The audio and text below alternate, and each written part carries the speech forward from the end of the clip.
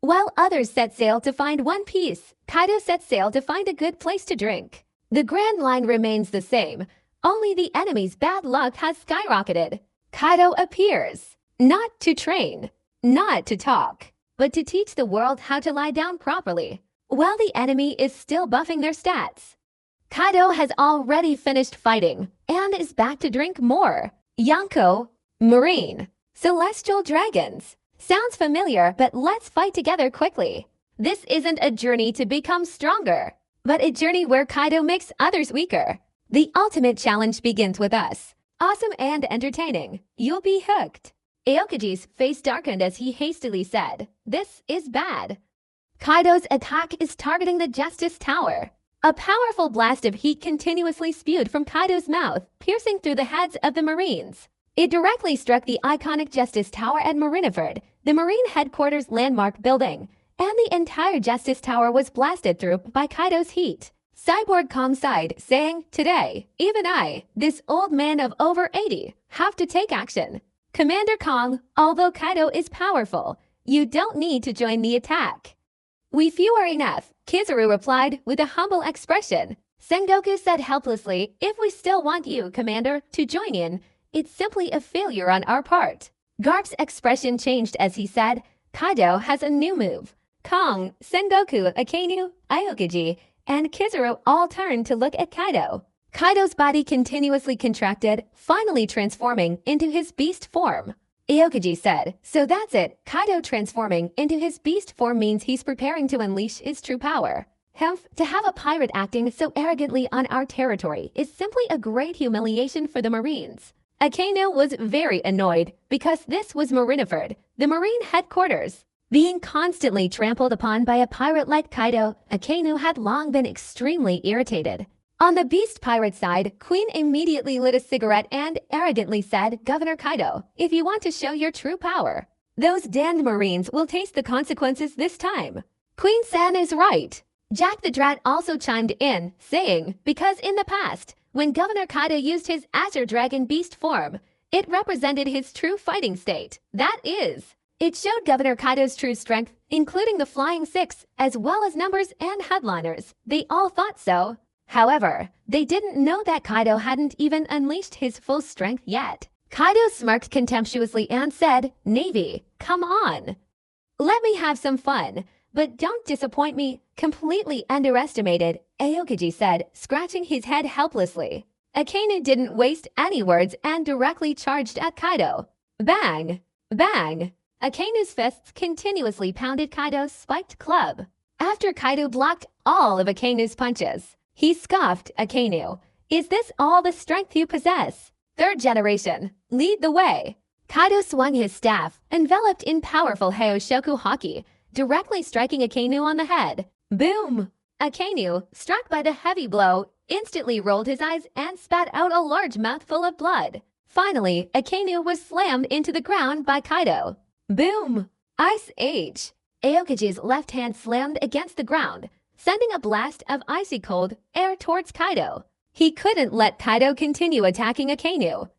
Otherwise, Akainu might truly suffer an unexpected accident. Just as Aokaji's icy air approached Kaido, it was stopped more than a meter away. What? Aokaji was stunned. His high Nomi's ice sealing ability was blocked before it even touched Kaido. He said in disbelief, "What incredibly powerful Haki, Kaido." To Kaido's perception, Aokaji was becoming increasingly clear, very strong, incredibly strong. A beam of light flashed before Kaido's eyes, simultaneously carrying Akainu away. However, Kaido didn't stop him, but instead activated the power of the Edo no Mi, causing branches to sprout wildly from the ground, devouring the life force of the Marine soldiers. The screams of the Marine soldiers echoed once again. A cacophony of wails and howls. Countless branches spread across the Marine headquarters Marineford Square. The Marine Rear Admirals and Vice Admirals frantically cut down the branches to protect the Marine soldiers, but many were pierced by the branches and had their life force devoured.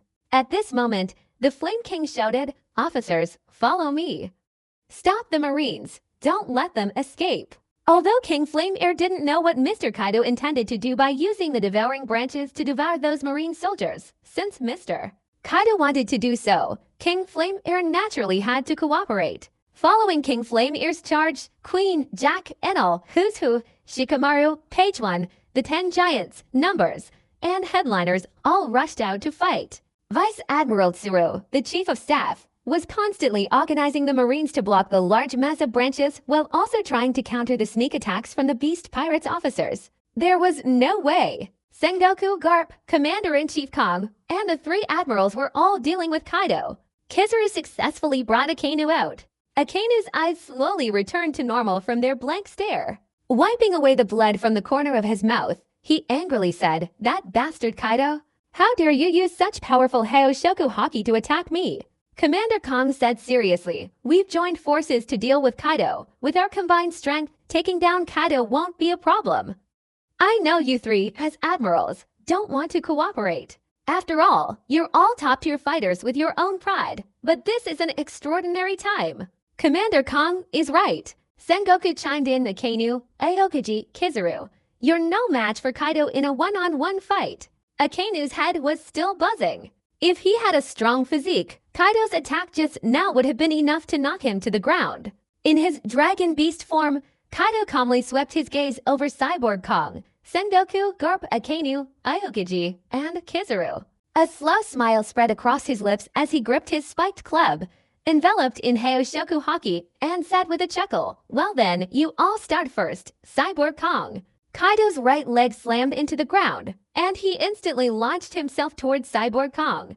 Boom! Boom! The sounds of fierce fighting echoed, Kaido focusing his attention on Cyborg Kong, the oldest of them all. As for the other 5 Sengoku, Garp, Akainu, Aokiji, and Kizaru, he'd deal with them later. Since this old Cyborg Kong dared to jump out, he'd have to be dealt with properly. In the Sabaudi archipelago, only one large screen remained broadcasting. Rayleigh took a sip of his sake and commented, "That Kaido kid from back then, his strength has become so formidable today, the Navy probably won't be able to stop him." That's right, he single-handedly fought against the former Admiral Cyborg Kong, the current Admiral Sengoku, and the 3 most powerful admirals in the Navy today. Along with the Special Vice Admiral Garp, although he was at a disadvantage, his counterattack was incredibly brave. Shaki replied, taking a puff of her cigarette. After exhaling smoke, Shaki continued, "This great feat is worthy of being recorded in history.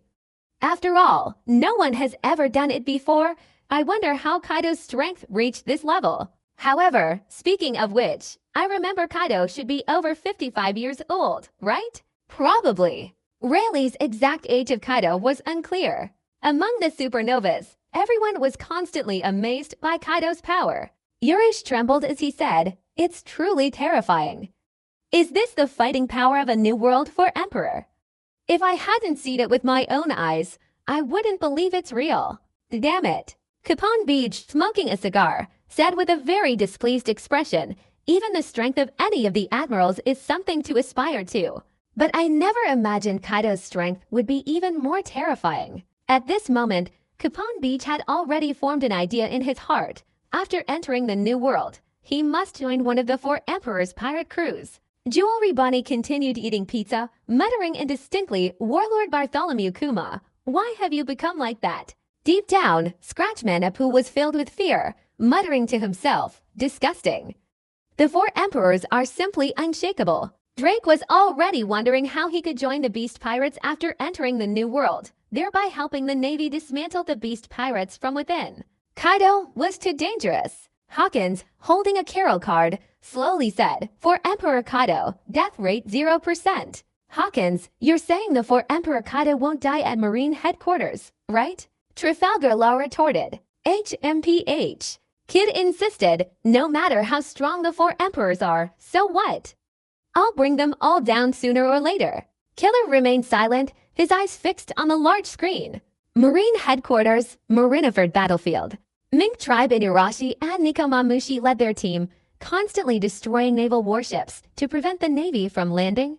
On the other side, King Inflammatory was relentlessly suppressing the Marine Vice Admirals, while Kaido created large swaths of branches that pierced the bodies of Marine soldiers. The Marines were once again at a disadvantage, tightly suppressed by the Beast Pirates, because Kaido single-handedly held back their top fighters. In Kaido's battlefield, the fierce battle raged, leaving the area uninhabited. Cyborg Kong was covered in blood. At his age, he was completely unable to withstand Kaido's relentless attacks. Sengoku, gritting his teeth, said, "Damn Kaido, he attacked Commander Kong alone." However, Kaido is also seriously injured, Garp replied with an equally serious tone.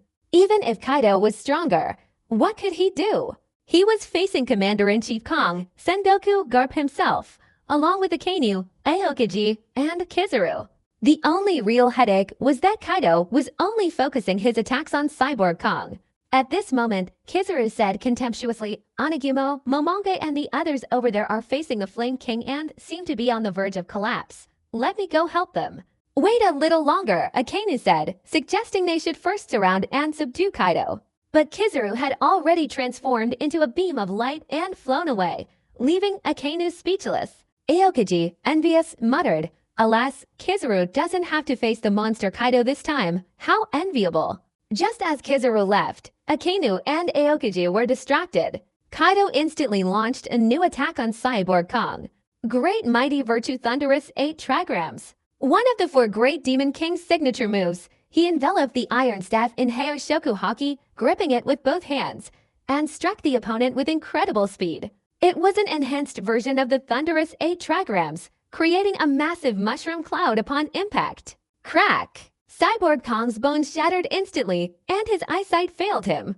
Bastard! Great Buddha Shockwave. Disgusting! Iron Fist Blast. Sengoku and Garp's attacks landed on Kaido from both sides. Kaido protected his head with his left hand, being pushed back dozens of meters. Garp, holding Cyborg Kong, quickly retreated. Sengoku glared at Akainu and Aokiji, angrily shouting, "Akainu, Aokiji, can you two please stop being distracted during a battle?" Akainu's temples bulged with veins, and Aokiji was utterly exasperated, all because of that bastard Kizaru, who ran away at the crucial moment.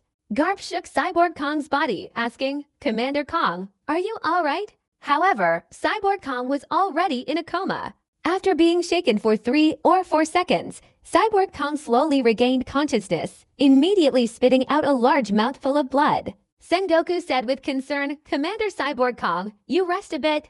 Leave dealing with Kaido to us. Otherwise, that bastard Kaido will just stare at you fighting alone." "Alright, otherwise this old man will really have to write his will right here." Cyborg Kong didn't argue, as his entire body was in intense pain today. In truth, Sengoku and Garp were also somewhat tired. After all, they were both getting on in years, though not as old as Cyborg Kong. Akainu said with a grim expression, "That monster Kaido, after taking our attacks, his injuries are healing at a speed visible to the naked eye." Unbeknownst to anyone, Kaido's right eye had begun to become noticeably more active. This was because Kaido was channeling a large amount of life force into his right eye, all of which was being used to evolve his eternal Mangekyo Sharingan into the Rinnegan. Moreover, it was still absorbing energy, and the activity signal in his right eye was becoming increasingly clear. "Help! I don't want to die!" a Marine soldier screamed, and immediately his entire body was devoured by the branches.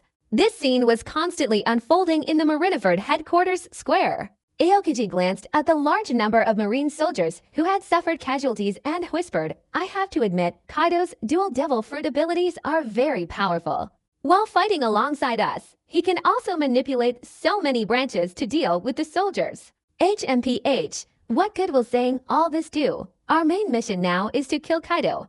As long as we can eliminate the pirates, sacrifices are inevitable. Akainu, however, was different. He believed that as long as Kaido could be killed, even more sacrifices were acceptable. Akainu and Aokiji's opinions clashed again. Akainu pointed his finger at Kaido and angrily shouted, "Kaido, don't be so arrogant. This place is your grave today. Later, I'll use my lava fist to shatter your hockey and completely bore a hole in your stomach." "Ha ha!" Kaido coldly retorted to Akainu's words, "Red Dog, in the end, it's your own lack of strength." It turns out even a great admiral is just a weakling. Being mocked by Kaido like that, Akainu's expression was the same as Kurozumi's, and Aokiji's was no better. Kaido, while speaking to Akainu, also included him in the conversation. Akainu took a step forward and said seriously, "You guys step back a bit." I'm going to use the true power of the Magumatu no Mi fruit to deal with Kaido. Wait a minute, Sakazuki, are you going to use your Logia-type awakened power? This is Marineford, the Marine headquarters. Aokiji immediately realized something was wrong. As a Logia-type Devil Fruit user himself, Aokiji naturally knew what using this power would be like. The problem was, this was Marineford, the Marine headquarters, a place symbolizing justice. Was Akainu planning to turn this place into a lava hell? Although Sengoku and Garp weren't Logia-type Devil Fruit users, they both knew what kind of power Akainu was talking about. Seeing Akainu's movements, Kaido guessed that Akainu intended to use his Logia-type awakened power, because the Ado no Mi fruit is also a Logia-type. Moreover, using Logia-type awakened power would rapidly affect and permanently alter the surrounding environment. In the original story, Punk Hazard Island looked like this, and after Akainu and Aokiji's 10-day and 10-night battle, it was completely transformed into Ice and Fire Island. That's why. Ha ha ha, Kaido laughed. Red Dog, since that's the case. Let me see the true power of the Magumatu no Mi fruit. Just wait and see. Akainu didn't care about anything else. He only wanted to kill Kaido. Aokiji hastily shouted, Akainu, you're insane.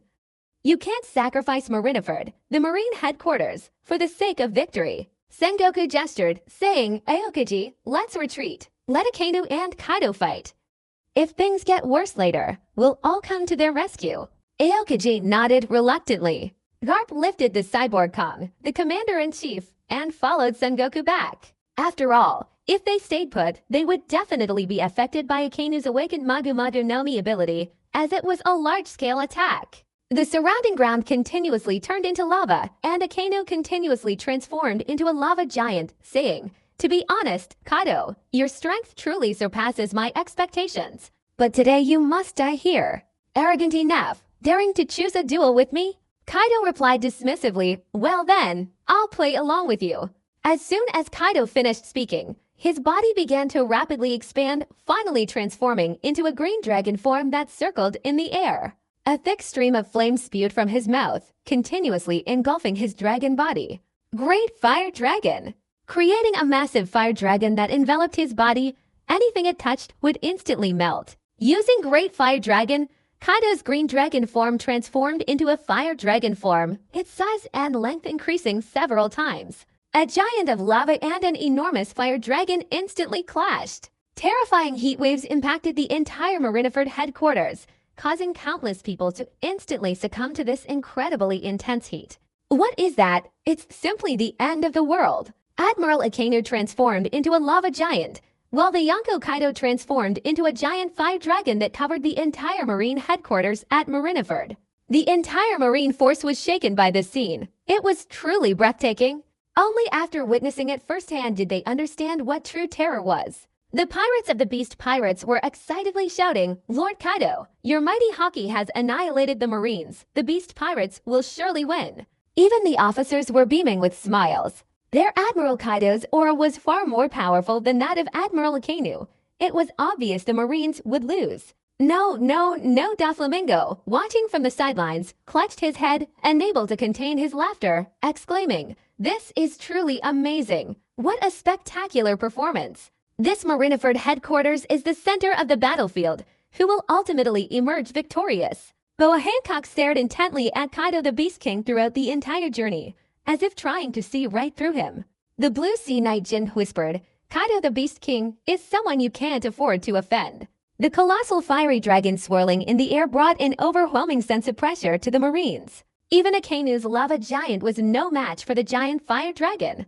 The terrifyingly high temperature relentlessly spread throughout the Marineford headquarters, causing immense discomfort to both the Marines and pirates. Seeing this, Aokiji, unwilling to let the Marine soldiers die from the heat, unleashed his Ice Age technique. Centered around Aokiji, the freezing power instantly spread outwards, covering the ground around Kaido and Akainu to block the impact of this terrifying heat. Akainu watched the fiery dragon circling in the air, his face grim, saying, Kaido, I didn't think you could use such techniques. There was also something Akainu didn't want to admit. Kaido's aura was far stronger than his own, which made Akainu extremely uncomfortable. No matter what, he had to take down this arrogant Kaido.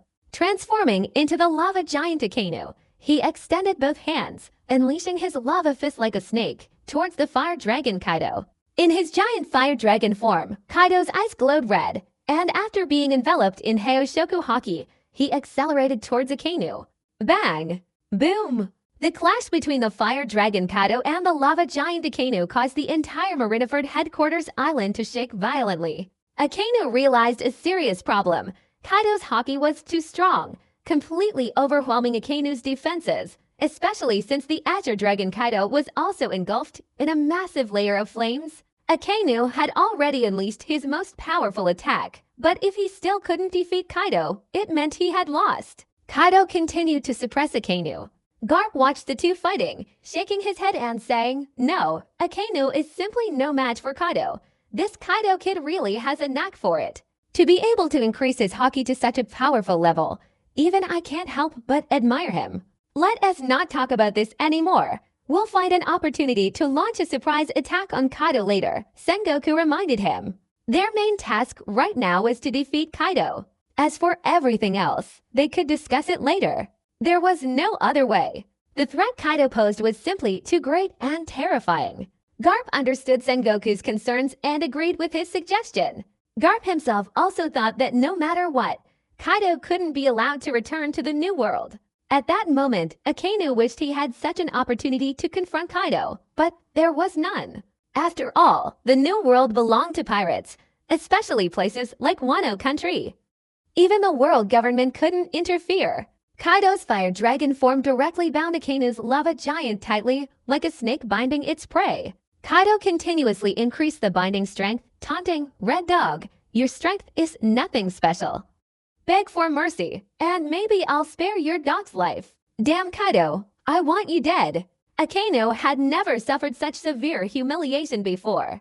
Today, no matter the cost, he wanted to bury Kaido at Marineford, the marine headquarters. Kaido relentlessly increased the intensity of his pressure on Akainu, who, overwhelmed by the immense pressure, gritted his teeth and angrily shouted, "Kaido, even if your haki is far stronger than mine, in terms of flame heat, my lava power surpasses your flames." In truth, Akainu knew after his confrontation with Kaido that his strength was far inferior to that of the beast Kaido, but Akainu was utterly unwilling to accept this. As a man who aspired to become a marine admiral and exterminate all pirates in the world, being brutally suppressed by a pirate in front of everyone was something Akainu could not accept. "Ha ha ha," Kaido laughed mockingly. "Fool, do you really think I'm showing my full strength?" "What do you mean?"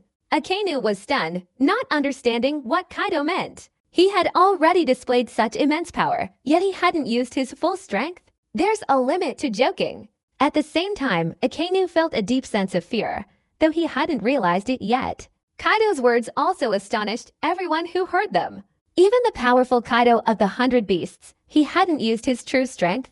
This was simply too terrifying. Rising Dragon Flame 8 trigrams. The fire dragon's strongest technique, using its head covered in Hyoshoku Haki to powerfully impact its opponent, creating a violent explosion upon impact. Boom! The fire dragon, its head enveloped in Hyoshoku Haki, charged fiercely towards Akainu.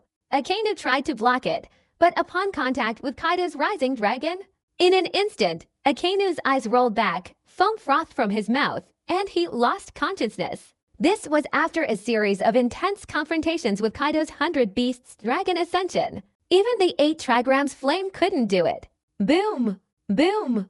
The entire ground split into pieces, and the Marineford headquarters buildings crumbled. The lava giant dissipated, revealing Admiral Akainu, his face covered in blood. The marine soldiers, witnessing the scene, were all devastated. "Admiral Akainu, did we lose to the Yonko Kaido? This is our marine's most powerful admiral. Unbelievable. Is it possible that the Yonko Kaido of the Beast Pirates is truly unbeatable?" On the Beast Pirate side, Jack the Drought excitedly shouted, "See? This is our Admiral Kaido, the future Pirate King." That's right, our Admiral Kaido is the future Pirate King. Kaido's immense fighting power had deeply subdued them. Their initial admiration was now beyond words. How terrifying, Kaido of the Beasts! From afar, Kizaru, witnessing Akainu being instantly annihilated by Kaido, felt his hair stand on end. Such a terrifying attack, if it had landed on him, would have left him in no better shape than Akainu. He would have been severely injured, if not killed. Nicole Robin glanced at the fire dragon circling in the air. The scene of it instantly killing Admiral Akainu was still playing in her mind. Nami, smiling, said, "Robin, we don't need to worry at all. With Lord Kaido here, even at Marineford, no one can harm us." Nicole Robin replied with a smile. Enel, who was attacking Admiral Kizaru alongside the Flame King, scoffed, "Kizaru, you're definitely going to lose. How terrifying." Kizaru replied with a slightly shocked yet mischievous expression. However, this expression made Enel extremely uncomfortable. While launching his attack, the Flame King said, "Enel, focus on the fight. The opponent is an admiral. If you're distracted, they'll easily find a weakness." "Enough, I already know." Although annoyed, Enel still managed to get the Flame Air King to listen, his hands continuously gathering the power of the Goro Goro Nomi to attack Kizaru. At this moment, Kaido, circling in the air, began to deactivate his giant fire dragon, also transforming from the Azure Dragon Kaido and reverting to his mature beast form. The Marines all breathed a sigh of relief at this sight. The enormous fire dragon Kaido truly gave off an overwhelming sense of pressure, keeping them in a state of constant tension. Sengoku, Garp, and Aokiji immediately frowned, all speculating about Kaido's next move. Currently, the cyborg Kong commander was seriously injured, and Akainu was also seriously injured and unconscious, presumably not waking up anytime soon. However, when Sengoku, Garp, and Aokiji saw Kaido's eyes, they all showed expressions of view. Aokiji said doubtfully, "Marshal Sengoku, Mr. Garp, Kaido's eyes have turned blood red. Is that also a devil fruit ability?" "I'm not sure. I can't guess either," Sengoku replied, shaking his head. Garp's expression was also extremely strange as he said, "If that's also a devil fruit ability, doesn't that mean Kaido possesses 3 devil fruit abilities?" When Garp himself said this, he instantly gasped in shock, as did Sengoku and Aokiji. 2 devil fruit abilities were already terrifying enough, because no one in this world had ever been able to break the curse of eating a second devil fruit. And now Kaido of the 100 Beasts has broken it. He even wants a 3rd devil fruit ability. Is this the truth? That beast Kaido isn't just a monster. He's not someone who can be easily described. Aokiji, feeling a headache coming on, said, facing this situation, saying "I'm not afraid" would be a lie. Aokiji wouldn't have said those words before, because of the confidence brought about by his own immense strength. But now things have changed, and the person who changed him is Beast Kaido's immense power. Garp took a deep breath, then looked at Kaido's figure and said seriously, "No matter what, we must defeat Kaido, otherwise the consequences will be unimaginable." Sengoku's already aged face became even more weathered. He had thought it would be a surefire war, but he never imagined it would escalate to this point. The Navy had no face left to speak of. Opening his eternal Mangekyu Sharingan, Kaido struggled, his neck twitching, and with a sinister grin, said, "Navy, open your eyes wide and see clearly the true difference in strength between us." As soon as Kaido finished speaking, layer after layer of golden bone armor continuously piled up, forming Susanoo. Everyone's eyes widened in disbelief at this scene, especially the Marines, who were filled with deep fear. In their minds, Kaido, the Beast King, was an invincible being. One Marine Rear Admiral's pupils contracted incessantly as he gazed at the enormous golden armored warrior. What is that? A golden armored warrior hundreds of meters tall. We're doomed. The Yonko Kaido has this kind of power. Another Marine Rear Admiral was equally bewildered. Kizaru's scalp tingled, his eyelids twitched, and he said timidly, "No way. Does Kaido really have this kind of ability and power?" The Flame Ear King, Queen, Jack, Black Maria, Who's Who, Shikamaru, Genji, Page One, and the Emperor were all unaware that their Governor Kaido possessed such abilities. Now they, including everyone in the Beast Pirates, became even more excited. This was their Governor Kaido. The stronger Governor Kaido became, the more confident they were because he represented the Beast Pirates, and under Governor Kaido's leadership, they could reach the level of the world's #1 power. The colossal, complete Susanoo covered a large area of the Marineford headquarters square. Even the giant vice admirals and the numbers looked like children in front of the complete Susanoo. Sengoku, his face ashen, said, "It seems our choice to provoke Kaido of the Beasts was a mistake." As the leading figure in this war, Sengoku understood he bore a great responsibility. Sengoku, you don't need to blame yourself. Instead, think about how to deal with that enormous golden armored monster. Garp's mood was actually no better than Sengoku's. By now, more than half of the Marines had suffered casualties, and most of them had been killed and absorbed by Kaido. This was what Garp hated most about Kaido. Aokiji looked up at the complete Susanoo, which was already 300 meters tall, and said, "Marshal Sengoku, Mr. Garp, the other three Yonko Whitebeard, red-haired, and Big Mom, shouldn't they be less terrifying than Kaido? If so, then..." Finally, Aokiji didn't continue speaking because it was simply too unbelievable. If the four emperors were all that powerful, what good would the navy be? They'd all be wiped out by pirates. It wasn't impossible. Garp immediately denied it, saying, "How could that be? If the other three were all that powerful, the world situation would have changed long ago." But speaking of which, it's strange, how did Kaido manage to acquire such strength? It's not impossible. We didn't know Kaido had such strength before. Maybe the other three are also hiding their true power, Sengoku replied, a response he himself didn't believe. A full-sized Susanoo, approximately 500 meters tall, lifted its leg. Bang! A single kick landed, leaving a deep footprint, and the entire Marineford headquarters seemed to shake. Aokiji's muscles tensed as he shouted, "Marshal Sengoku, Mr. Garp, Kaido is about to make his move." It's simply hellish. Garp's face was incredibly grim. Now over 70 years old, this was the first time he'd felt such a chilling sensation. He'd faced rocks before, and while the difficulty was immense, he'd never experienced this feeling of helplessness. Anagumo's heart raced, his blood rushing, and he said in utter terror, "Is that really Kaido of the 100 Beasts? His power is even more terrifying than the fire dragon from before. What kind of monster is this? We need to prepare ourselves mentally. We might lose this battle." Momonga, retreating behind the wooden shield, responded with a somber expression. Doberman, equally unfazed, said, "Even if we lose, we Marines cannot surrender. We must fight with all our might." That's right. Yamakaji, seeing this colossal, fully formed Susanoo, was terrified deep down, but his sense of justice wouldn't allow him to show fear. The officers and pirates of the Beast Pirates were all shouting excitedly. Their Governor Kaido was truly formidable. Even at Marineford, the Marine headquarters, he could still kill his way through, leaving the Marines completely powerless to retaliate. Sengoku's eyes narrowed, frowning as he watched the fully formed Susanoo slowly draw its katana, saying, "What is Kaido trying to do?"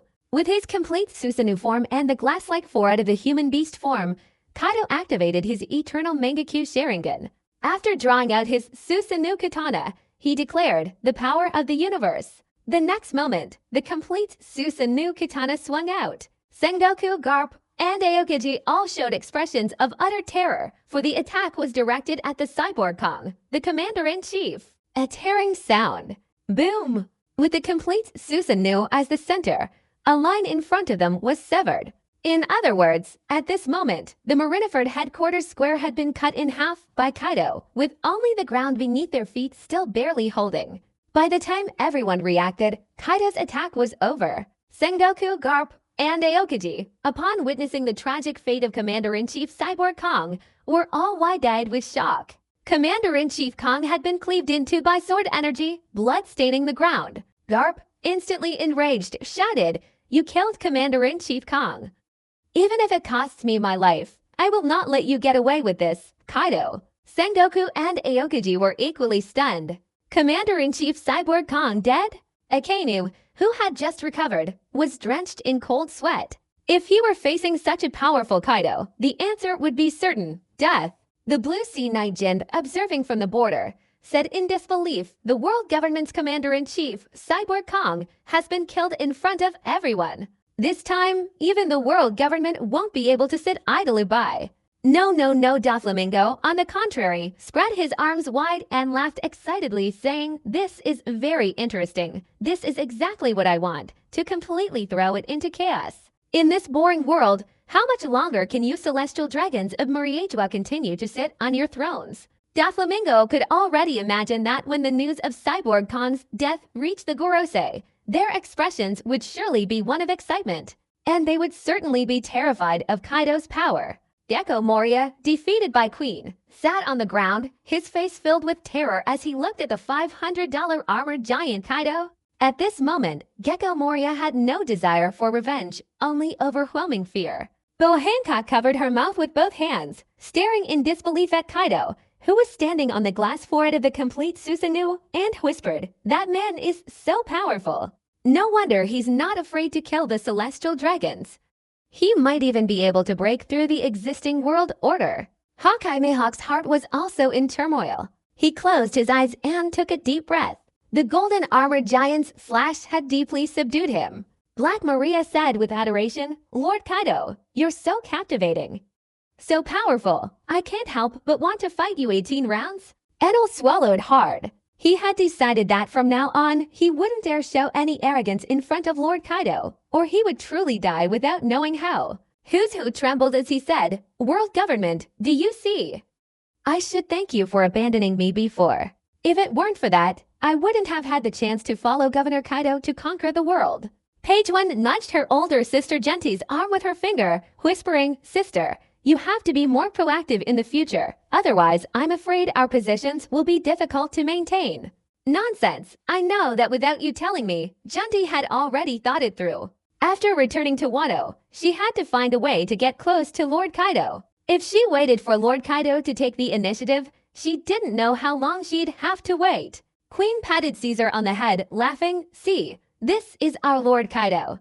"Damn Queen, don't hit my head," Caesar retorted angrily. However, regarding Kaido of the Beasts, Caesar had already made up his mind. He would never betray him, even if it meant death. Jack the Drought excitedly shouted, "Brother King, Lord Kaido will definitely become the Pirate King." King Inflamed Ears was right from beginning to end. He was extremely confident that Mr. Kaido could definitely change this world, and now he's witnessing this firsthand. Sabaudi Archipelago. Rayleigh and Shaki's faces were filled with disbelief, not because Cyborg Kong had died, but because of Kaido's power. Shaki turned to look at Rayleigh beside her and asked, "Rayleigh, you said Kaido's power is so immense, even the other 3 Yonko couldn't stop him." Times change. Who can say for sure what the future holds? Rayleigh himself couldn't see what the future held for this world. After all, he had long since retired. In front of the big screen, a group of reporters were constantly taking pictures and recording the events of this major incident. It could be said that this news would absolutely shake the entire world. It would bring about significant impacts and changes to the world. The supernovas were all wide-eyed with astonishment.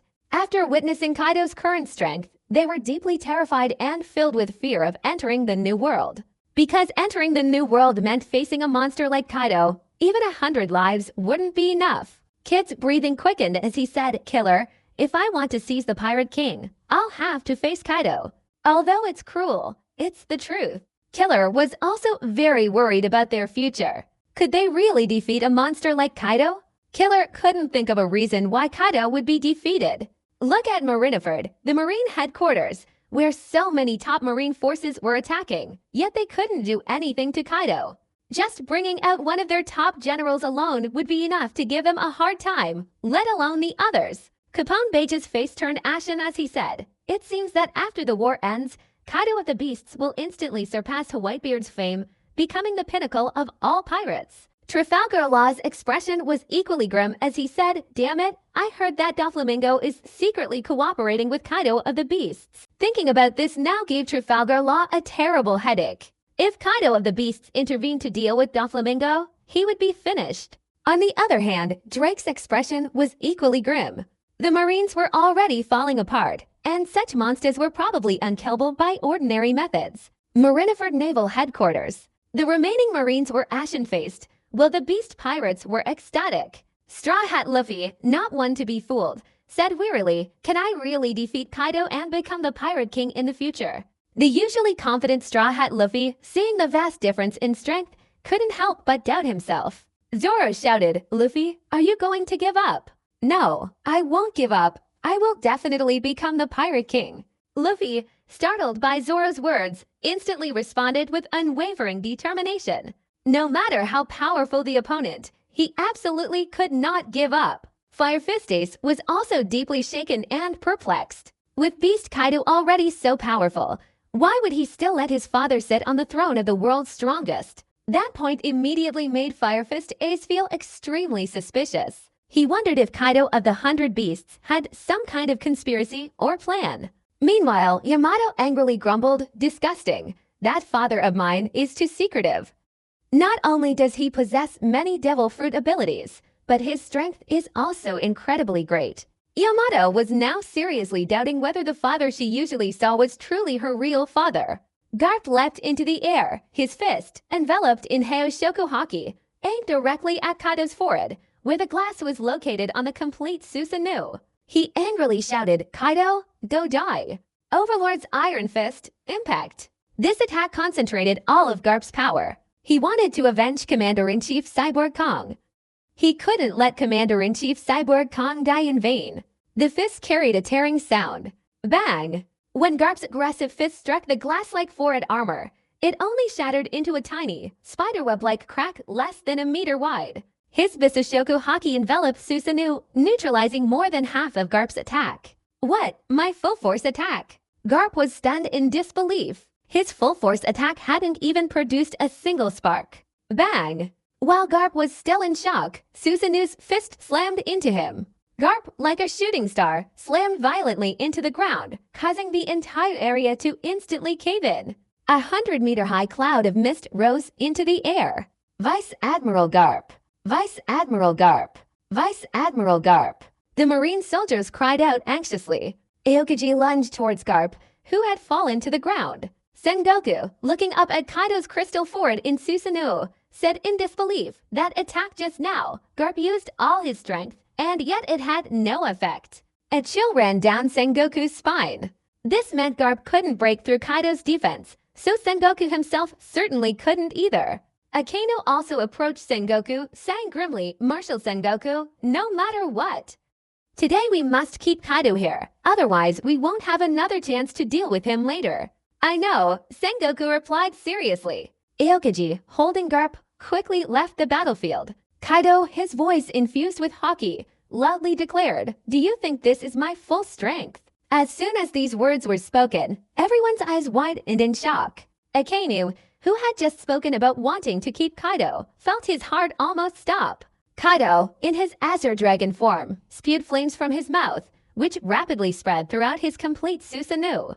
Great Flame Susanoo. He used the Azure Dragon's flame power to superimpose into his complete Susanoo, forming an even more powerful Great Flame Susanoo. The Great Flame Susanoo and Susanoo combined. Sengoku's eyes nearly popped out in shock as he exclaimed, "Is Kaido's power limitless? Why can it still increase even further?" Sengoku was on the verge of collapse. The Cyborg Kong, the Supreme Commander, had already perished. Were they going to sacrifice even more of the Navy's top fighters? If that were the case, the Navy would be utterly devastated and might never recover. Most of the surviving Navy personnel were in despair. Facing Kaido of the 100 Beasts, they saw only death, because large branches were still attacking them from Marineford Square. Kizaru, fighting the Flame King, said contemptuously, "How terrifying. This is really troublesome." Even Kizaru, who usually enjoyed taking advantage of chaos, felt the seriousness and frustration of the situation. At the same time, Gorosei Ethan Baron V. Nasujiro Saint and Saint J. Garcia Saturn were rushing towards Marineford headquarters. Saint J. Garcia Saturn, seeing the towering, fiery giant warrior appear at Marineford headquarters, exclaimed in shock, "What is that? How did Kaido get such power?" "I don't know. We need to hurry over, otherwise the Marines will be in trouble." "I never imagined things would turn out like this," Ethan Baron V. Nasujiro Saint replied, frowning. In their Gorosei view, what was supposed to be a 90% certain war, even with Cyborg Kong's reinforcements, had still turned out this way. They were furious. The Marines' incompetence was getting worse and worse, but Kaido's power had already terrified them. In short, he was incredibly strong, not just strong, but beyond normal strength. Ice Age.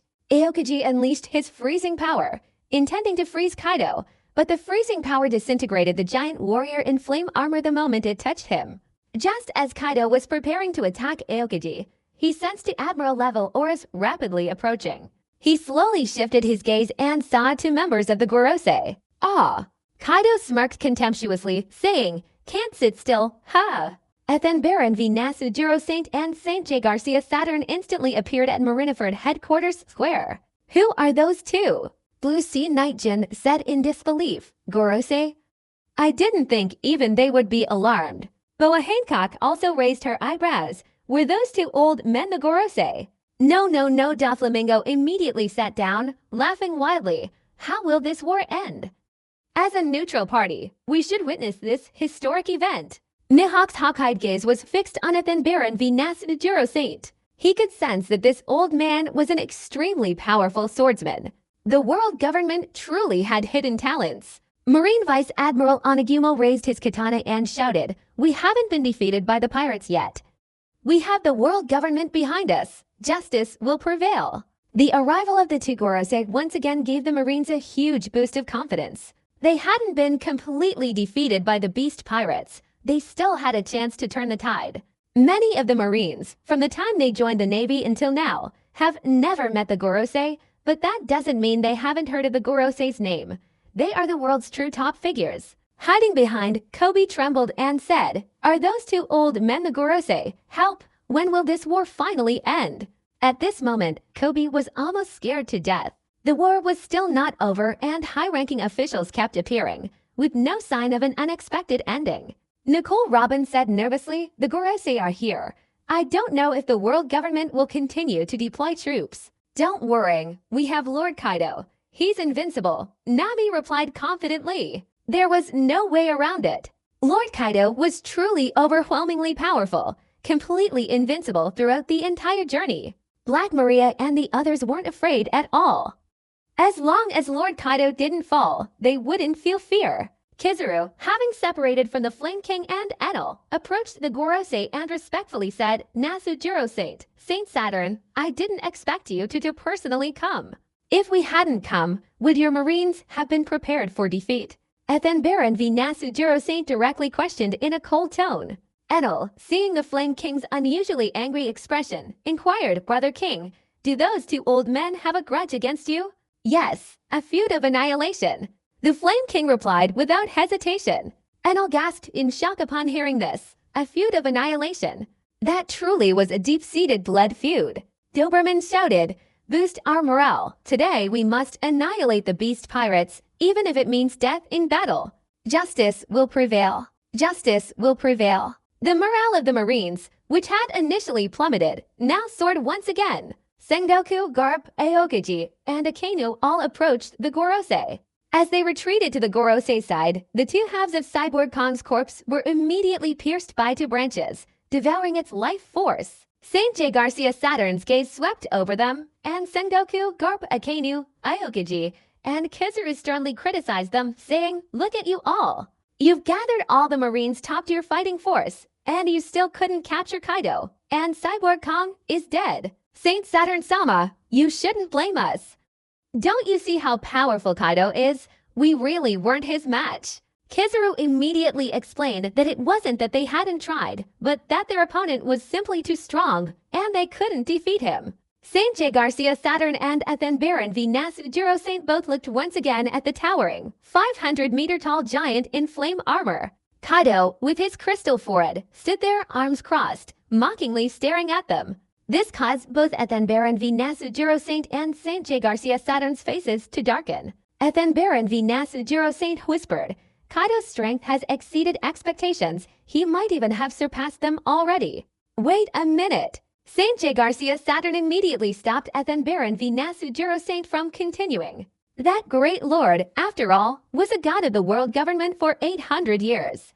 How could they possibly mention his name in front of these mortals? At the Marineford Headquarters Rureria Architectural Complex, Blackbeard Teach led his crew members there. When the Blackbeard pirates saw the battlefield situation, they were all wide-eyed, especially Blackbeard Teach, who was completely stunned. Blackbeard Teach took a deep breath, fearfully saying, "Disgusting.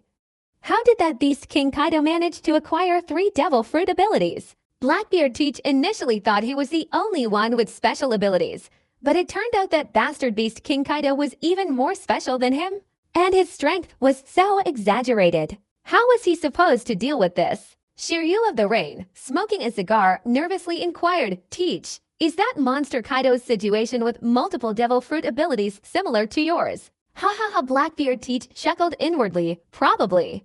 In truth, Blackbeard Teach really wanted to say, where's the similarity? Kaido of the Beast Pirates has that kind of strength.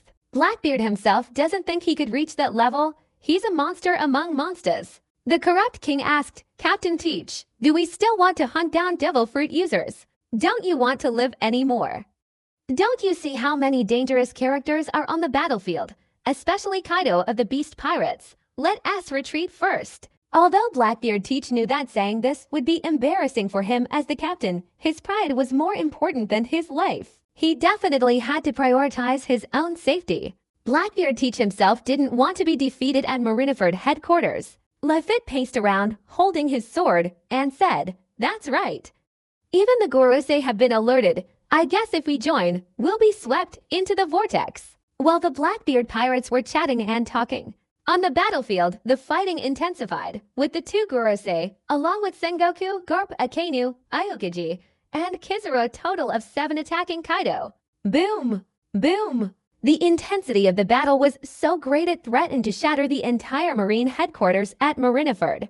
The pressure on the Beast Pirates was significantly reduced, mainly because King Flame and Enel no longer needed to deal with Kizaru, instead focusing on the Vice Admirals. Even though the Marines still held a numerical advantage, they were constantly being forced to retreat, as, excluding the Admirals, only the Vice Admirals were their strongest fighting force. Furthermore, countless branches were constantly attacking them, devouring the life force of the Marine soldiers. Now, the remaining Navy numbers are less than 40,000, which shows just how enormous the losses were. The Beast Pirates also lost 10,000 men, leaving only about 20,000.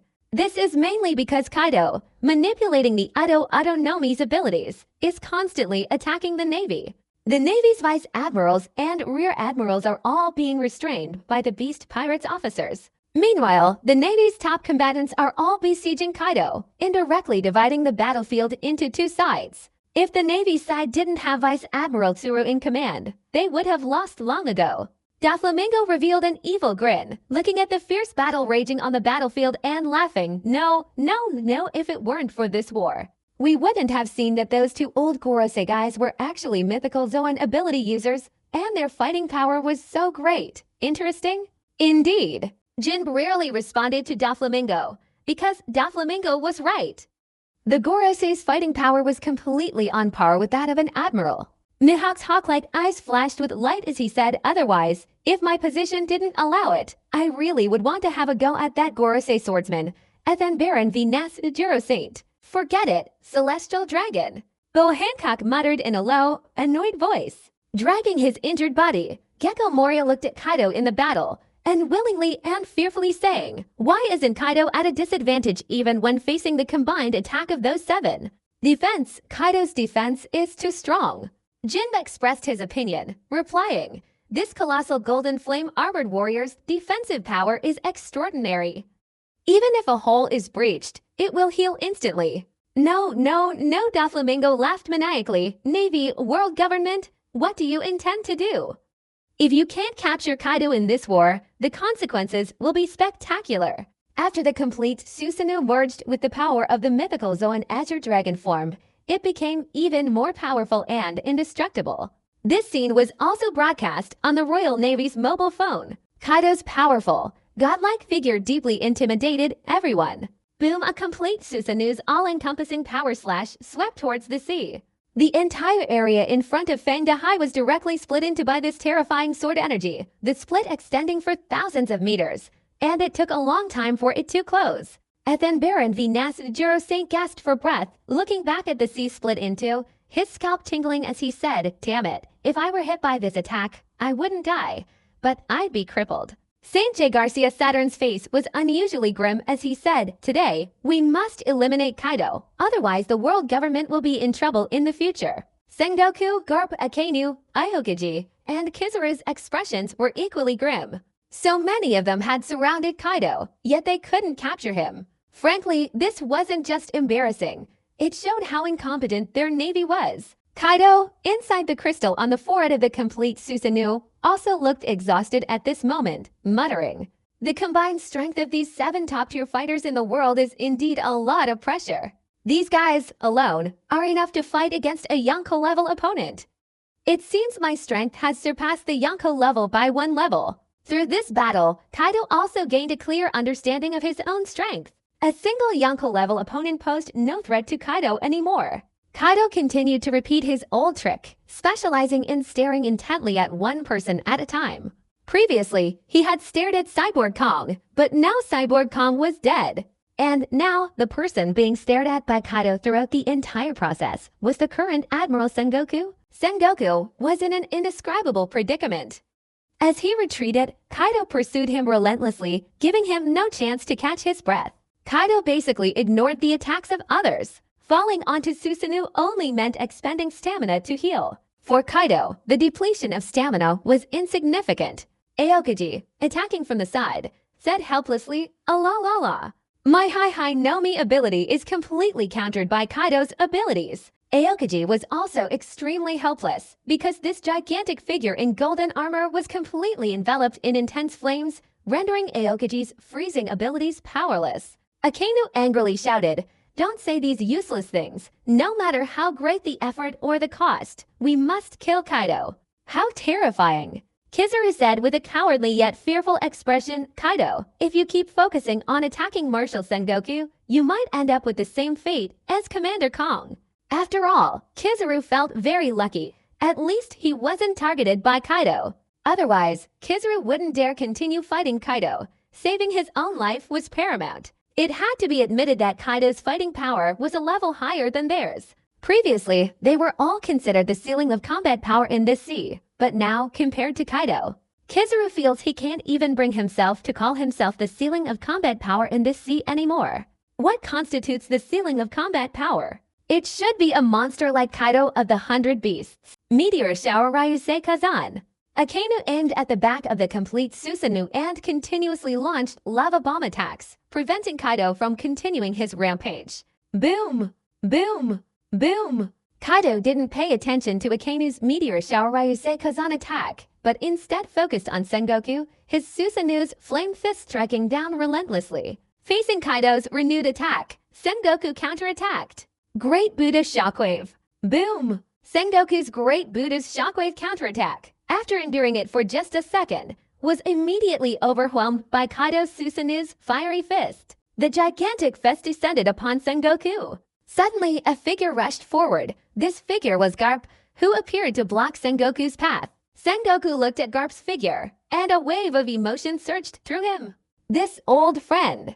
Boom! The Susanoo's flame fist directly slammed Garp into the ground, the entire surface cracking open like a spiderweb for over 100 meters. Kaido wouldn't hold back just because Garp wanted to help Sengoku withstand the attack. Seeing this, Sengoku hurriedly shouted, "Kizaru, quickly go and rescue Garp." "I understand," Kizaru replied with a humble yet serious expression. In an instant, he transformed into a beam of light and flew towards where Garp had fallen. Kaido swung another Susanoo flame fist towards Sengoku, also enveloped in Haoshoku Haki. Then Baron V. Nasujiro Saint seized the opportunity, stepping on Geppu and entering the space directly in front of Susanoo's crystal forehead. Clutching his katana, he unleashed a massive flying slash with all his might. Facing the rapidly approaching flying slash, Kaido remained calm. Just as then Baron V. Nasujiro Saint's flying slash was about to strike Kaido's crystal forehead, an invisible wave of force deflected it back. What? Caught off guard, then Baron V. Nasujiro Saint realized what was happening, but before he could react, he watched helplessly as his own attack struck him. Boom! Hit by his own attack, then Baron V. Nasujiro Saint instantly spat out a mouthful of blood, his body plummeting rapidly downwards. Kaido sneered contemptuously, "My Susanoo actually has a hidden divine weapon, the mirror image. It just consumes my stamina." Then Baron V. Nasujiro Saint, who had been sent flying, stunned Akainu, Aokiji, Kizaru, and Saint J. Garcia Saturn. Sengoku, meanwhile, maintained his model, Great Buddha, preparing to withstand Kaido's attack. After all, he had thought then Baron V. Nasujiro Saint's attack could be effective. However, it was still ineffective. Instead, they saw Kaido's other trump card, which only led them to even greater despair. The next moment, model Great Buddha Sengoku firmly took a full Susanu's flame fist. Crash! Model Great Buddha Sengoku was violently slammed to the ground by Kaido. Suffering a heavy blow, Sengoku retreated from model Great Buddha. Great Eruption Daifunten. Akainu leapt up and unleashed a massive lava fist, striking the back of the complete Susanu. The continuously increasing force successfully pierced through the flames, simultaneously tearing a gash in Susanu's armor. However, it only created a small tear. It didn't shatter Kaido's complete Susanu, as it quickly restored itself to its original state. Kaido was already planning to kill the old man first. Since Sengoku and Garp were both over 70 years old and still dared to be so reckless, Kaido felt obligated to teach these two old men a lesson about the harsh realities of society. Saint J. Garcia Saturn said angrily, "This is simply a great humiliation for the world government. Others can be put aside for now. Kaido must die." And then Baron V. Nasujiro Saint replied, wiping away the blood from his wounds. Kizaru led Garp back to the center of the arena. In this round of fighting, Kaido directly gained the upper hand, holding back the top fighting force of the Gorosei and the Marines. Kaido's powerful and formidable fighting ability also served to open people's eyes, making them realize what true invincible combat power really was. Yasakani no Magatama. Kizaru unleashed a series of Pika Pika no Mi Devil Fruit energy attacks, raining them down on the complete Susanu. Bang! Bang! However, they couldn't break through the complete Susanu's defenses. Kizaru, helpless and humble, said, "How terrifying. I really can't do anything." The Pika Pika no Mi Devil Fruit's attack power simply can't break through Kaido's defenses. At this moment, in his Yushioni form, the Gorosei Saint J. Garcia Saturn watched the enormous foot continuously stomping down on him. This giant foot was the foot of the complete Susanu. Saint J. Garcia Saturn dared not underestimate it, mobilizing all of his Bisashoku Haki to raise his hands to protect his head. Boom! In an instant, Saint J. Garcia Saturn was completely crushed by the soles of Susanu's feet, causing the ground to shake. Then a stream of lava and another stream of ice fell onto Susanu's armor. While seemingly failing to break through Susanu's defenses, Kaido was actually continuously repairing the damage. After all, attacks of Admiral-level power are no ordinary attacks, and Susanu's area of effect is too large. Kaido basically had to withstand all of these attacks. However, the firepower emanating from Susanu was unparalleled. After Saint J. Garcia Saturn was thrown from the ground, blood was gushing from the corners of his mouth, and his bones felt like they were about to break. Saint J. Garcia Saturn couldn't help but spit out a mouthful of fresh blood, his face grim as he said, "Damn it, this armored giant's attack power is so strong.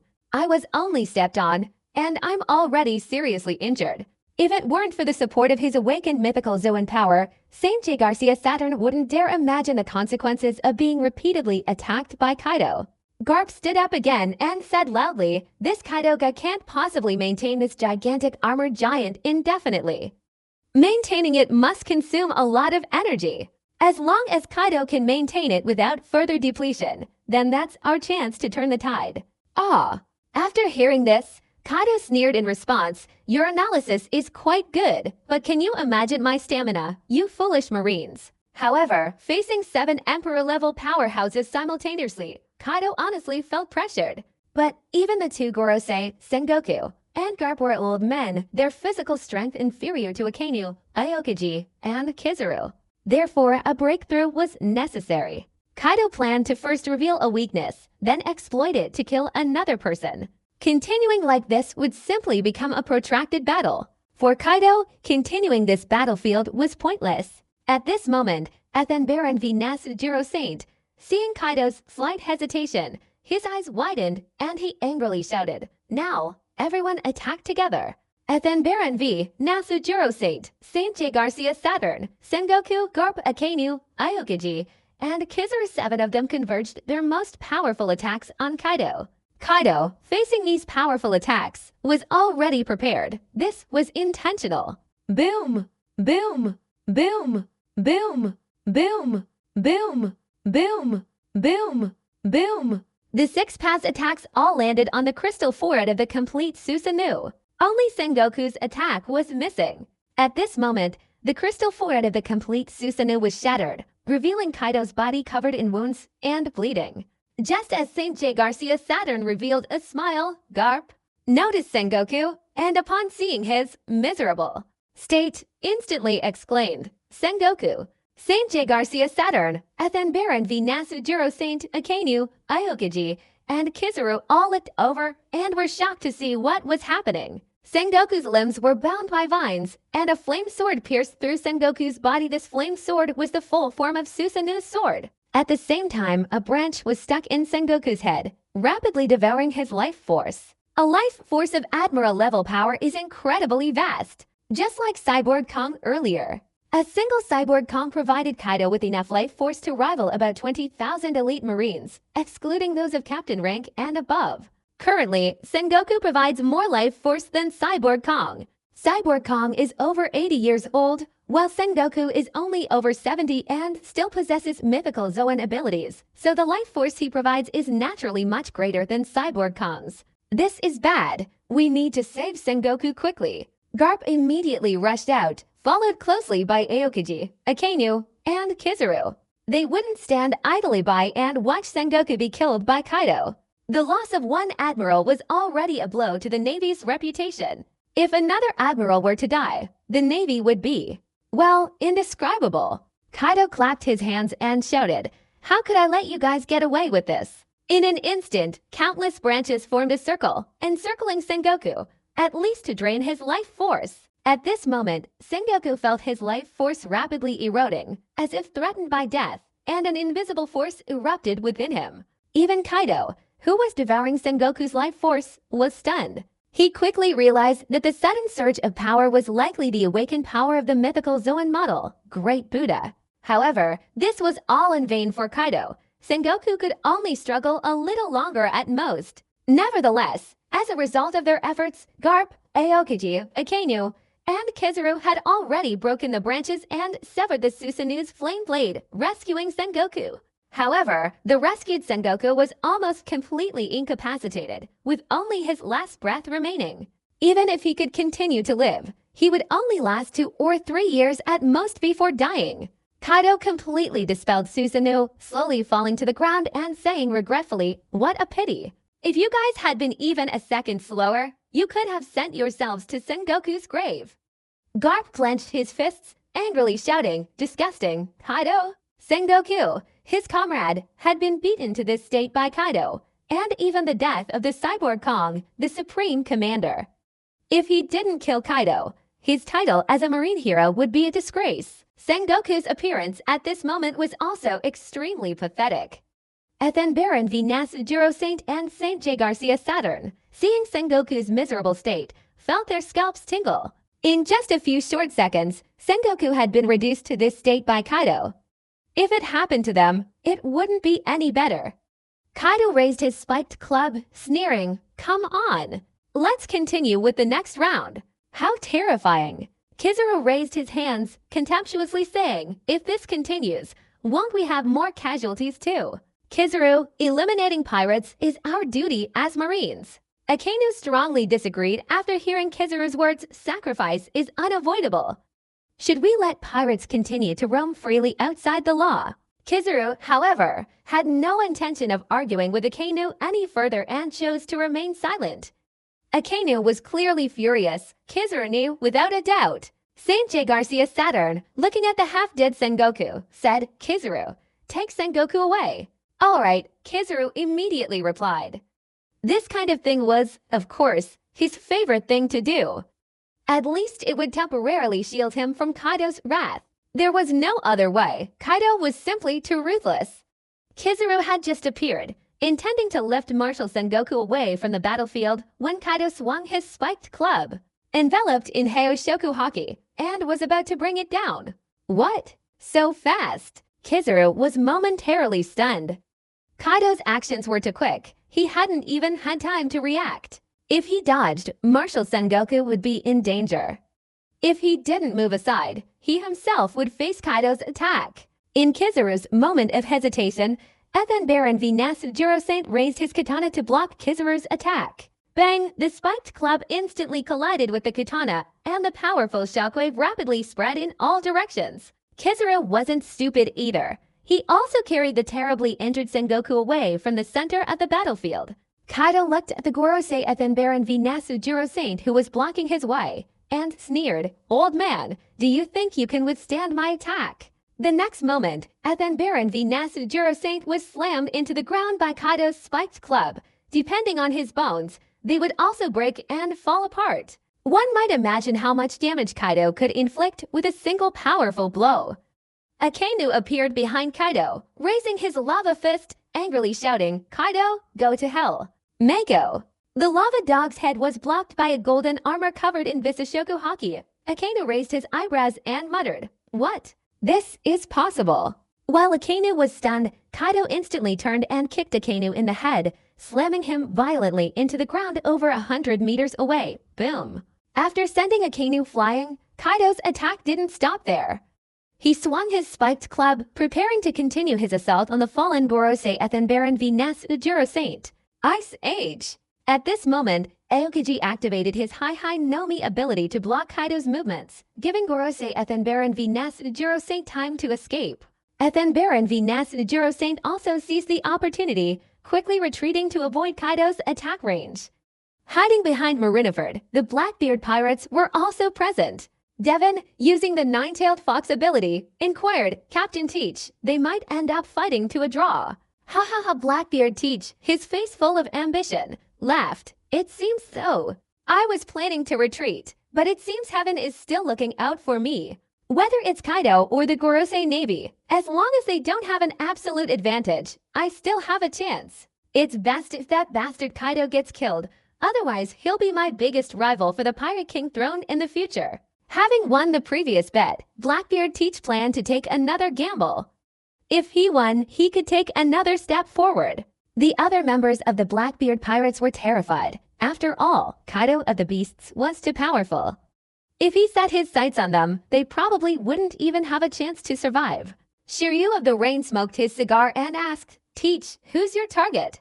"Actually, I'd most like Kaido's abilities, but I probably won't have a chance. The Marines, on the other hand, are a good option." The Blackbeard pirates also felt that Blackbeard Teach's words were correct.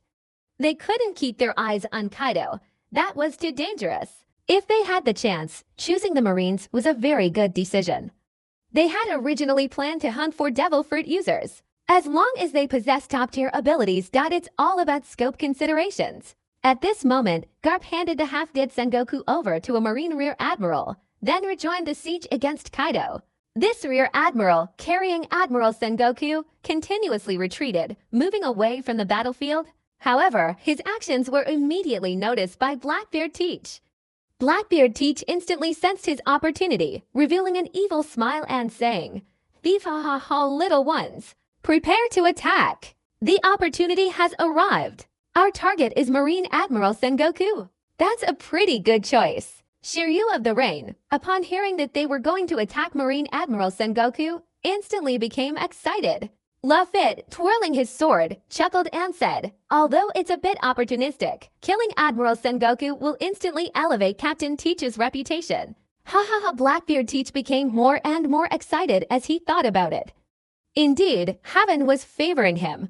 He was destined to sit on the Pirate King's throne. Then Blackbeard Teach laughed and said, "Ha ha ha, you little rascals, let's go hunt down Admiral Sengoku. His mythical Zoan ability is quite a good one." Ha ha ha! Burgess, on the side, excitedly laughed and said, "Captain Teach, targeting Marine Admiral Sengoku is truly amazing."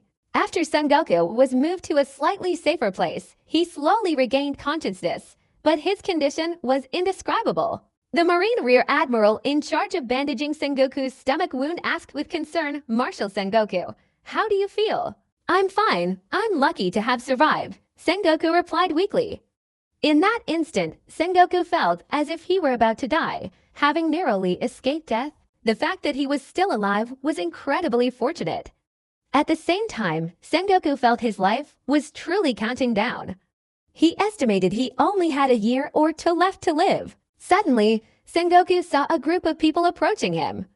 Upon seeing them clearly, he exclaimed in disbelief, "It's you, Blackbeard Teach, and Shiryu of the Rain." Even though Sengoku was severely injured, he immediately recognized who they were. A bad premonition surged through him. The Marine Rear Admiral shouted, "Guards! Protect the Admiral! Enemies have appeared!" It's the Blackbeard pirates. Following the Rear Admiral's loud shout, the Marines also reacted one after another.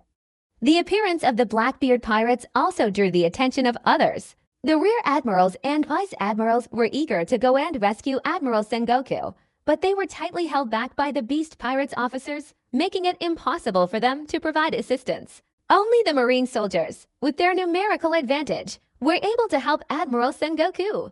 Garp, who had just joined the fight against Kaido, saw this and had no choice but to return, otherwise Sengoku would be in danger. Aokiji, under the pressure of being attacked by Kaido, reminded him, "Mr. Garp, you quickly go and rescue Admiral Sengoku. Leave the fight against Kaido to us." "Thank you," Garp replied, then turned and ran at top speed towards Sengoku's location. Today, for the Marines, was an absolutely historically significant humiliation. Blackbeard Teach laughed arrogantly. "Thief, ha ha ha, this is quite a struggle. Marshal Sengoku, are you ready?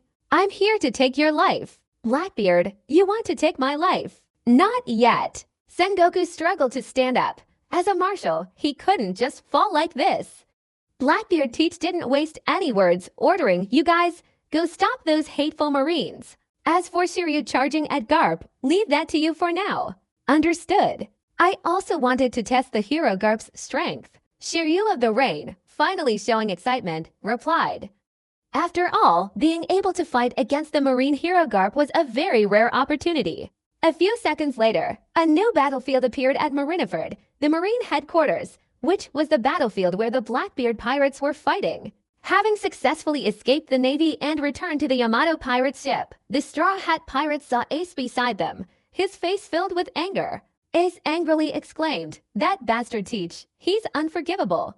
"Wait a minute, Ace, we should escape from here first," the more rational Yamato quickly reminded him. If they were to return to the battlefield, they would have to escape again, and it wouldn't be that easy. At this moment, Straw Hat Luffy's intelligence also seemed to be online, and he chimed in. "That's right.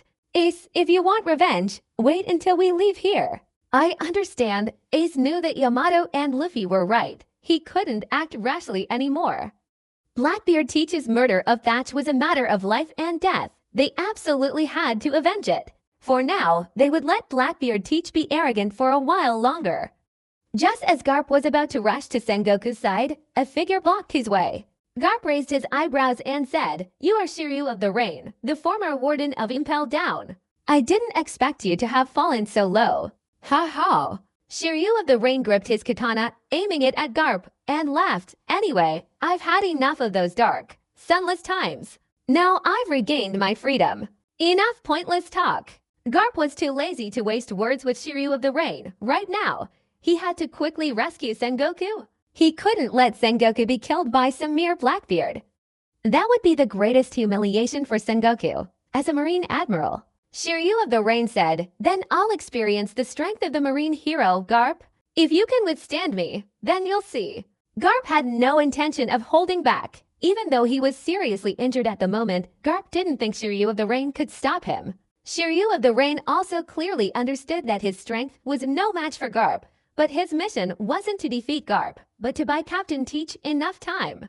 Blackbeard Teach, his body constantly emitting thick black smoke, arrogantly said, "Thief, ha ha ha, Marshal Sengoku, no one can help you. You're doomed to die." Sengoku, dragging his nearly paralyzed body, forced himself to stand up using sheer willpower, saying, "Little brat, you overestimate yourself." Sengoku's gaze became unwavering, and somehow, with the power of the Great Buddha Fruit within him, he directly activated the Great Buddha Fruit ability, transforming into Model, Great Buddha. As Model, Great Buddha appeared behind him. Blackbeard Teach also laughed in astonishment. "Thief, ha ha ha." Blackbeard Teach watched Sengoku's Model, Great Buddha, attack wobble, then mocked. "Ha ha ha. Marshal Sengoku, how come you don't seem to be in a good state? Do you want me to help you out?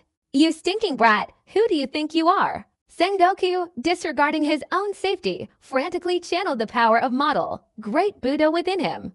He raised his hand and aimed it at Blackbeard Teach. Great Buddha Shockwave. As Sengoku unleashed the Great Buddha Shockwave attack, Blackbeard Teach was caught off guard and struck. Boom, Blackbeard Teach was sent tumbling dozens of meters before collapsing to the ground. Marshal, you're mighty! The Marines, seeing this, were also filled with hope.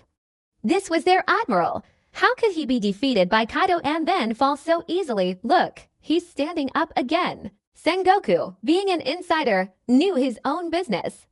After forcibly unleashing a great Buddha shockwave, Sengoku immediately knelt on one knee, gasping for breath, his mental state unusually poor. Garp, on the other hand, was extremely anxious. He raised his fist and slammed it hard against Shiryu of the Rain's weapon, sending Shiryu of the Rain flying back dozens of meters. Shiryu of the Rain pushed back, ignored the turmoil within him and directly charged at Garp with his toes. Shiryu of the Rain angrily shouted, "Garp, if you want to deal with Teach, defeat me first." Damn guy! Garp was also extraordinarily furious. Shiryu of the Rain's strength was not weak, and he had already suffered injuries and physical exhaustion from fighting Kaido. This made Garp think that defeating Shiryu of the Rain quickly would infinitely increase the difficulty. Sengoku, unable to bear the situation any longer, retreated from model Great Buddha. If it weren't for his incredibly strong willpower, Sengoku would have fainted by now. The wound on his stomach, which had just been carefully bandaged, broke open again, bleeding profusely. Sengoku hurriedly covered the wound, struggling to speak in a low voice. "It seems I've truly reached my limit." Sengoku looked up at the battlefield where Kaido was fighting. The battle was still unusually fierce. The two Gorosei and the three admirals were dealing with Kaido. After all, Kaido was a monster. Sengoku withdrew his gaze and looked back at Blackbeard Teach, whom he had sent flying. Upon seeing him, he raised his eyebrows. Blackbeard Teach slowly got up, wiped away a little blood from the corner of his mouth, and he laughed like a madman, saying, "Thief ha ha ha, as expected of Marine Admiral Sengoku, the Buddha-like figure's attack power is incredibly formidable. But your condition is unusually different. Since that's the case, I'll come and help you get out of this predicament." Chief of Staff Tsuru, blocked by Black Maria and Junti, was extremely anxious at this moment. Junti hurriedly shouted, "Come here. Stop these two women." Several Marine Brigadier Generals and Rear Admirals, enduring the pressure of the Beast Pirates' attack, risked injury to rush to Chief of Staff Tsuru's side. Junti didn't waste any words. The moment she gained a foothold, she directly left the battlefield and ran towards Sengoku. Sengoku absolutely could not be harmed. Junti kicked away a brigadier general and prepared to chase after her, saying, "Old hag, don't you dare run away." "Wait a minute, Junti, don't chase after her," Black Maria called out to Junti. Junti looked suspiciously at Black Maria and questioned, "Why aren't you pursuing? Are you afraid of that old woman's strength?" "That's right, if we continue fighting, the two of us really might not be a match for that old woman." Black Maria also directly and generously admitted the old woman's strength. Black Maria said again, "Our core focus is fighting on Lord Kaido's side.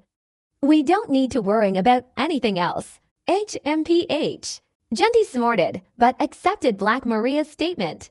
Even though Tsuru was old, his spirit was high, and his movement speed was quite good. Blackbeard Teach approached Sengoku step by step. "Captain Teach, be careful."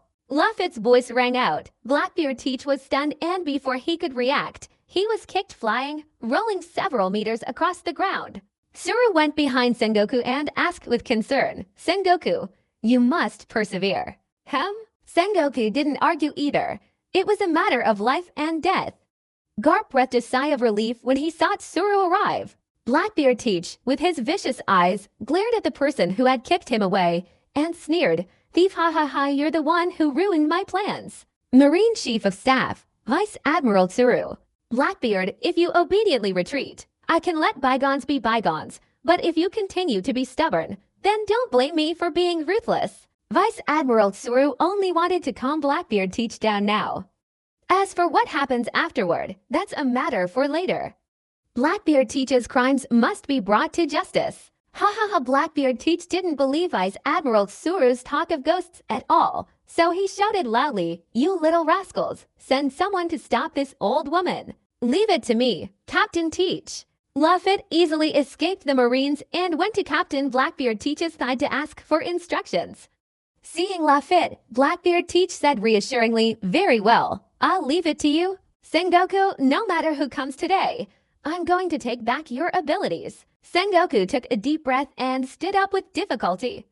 In the distance, the 7 warlords of the sea watched the battle.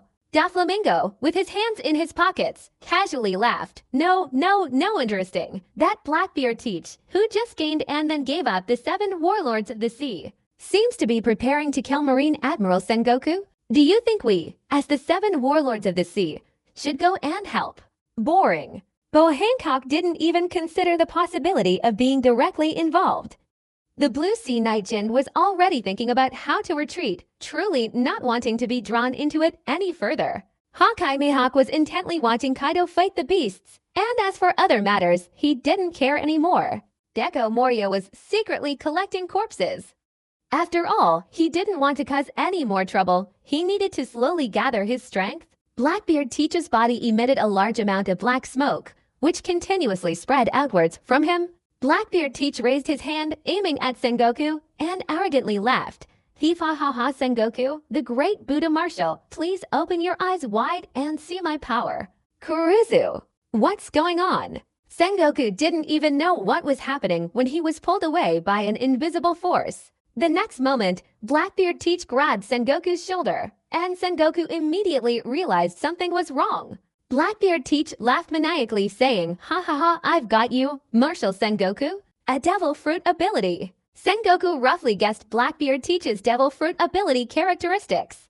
If he were in perfect condition, there would be no need to worry. The problem was that Sengoku was already doing incredibly well just to remain conscious. Blackbeard Teach instantly slammed Sengoku to the ground. Bang! Sengoku, already severely injured, was now even more terrified.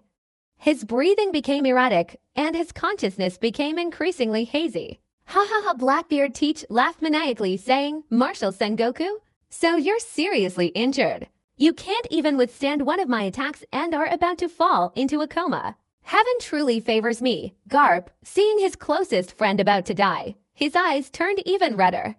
Ignoring Shiryu of the Rain Slash, he rushed over to try and save Sengoku.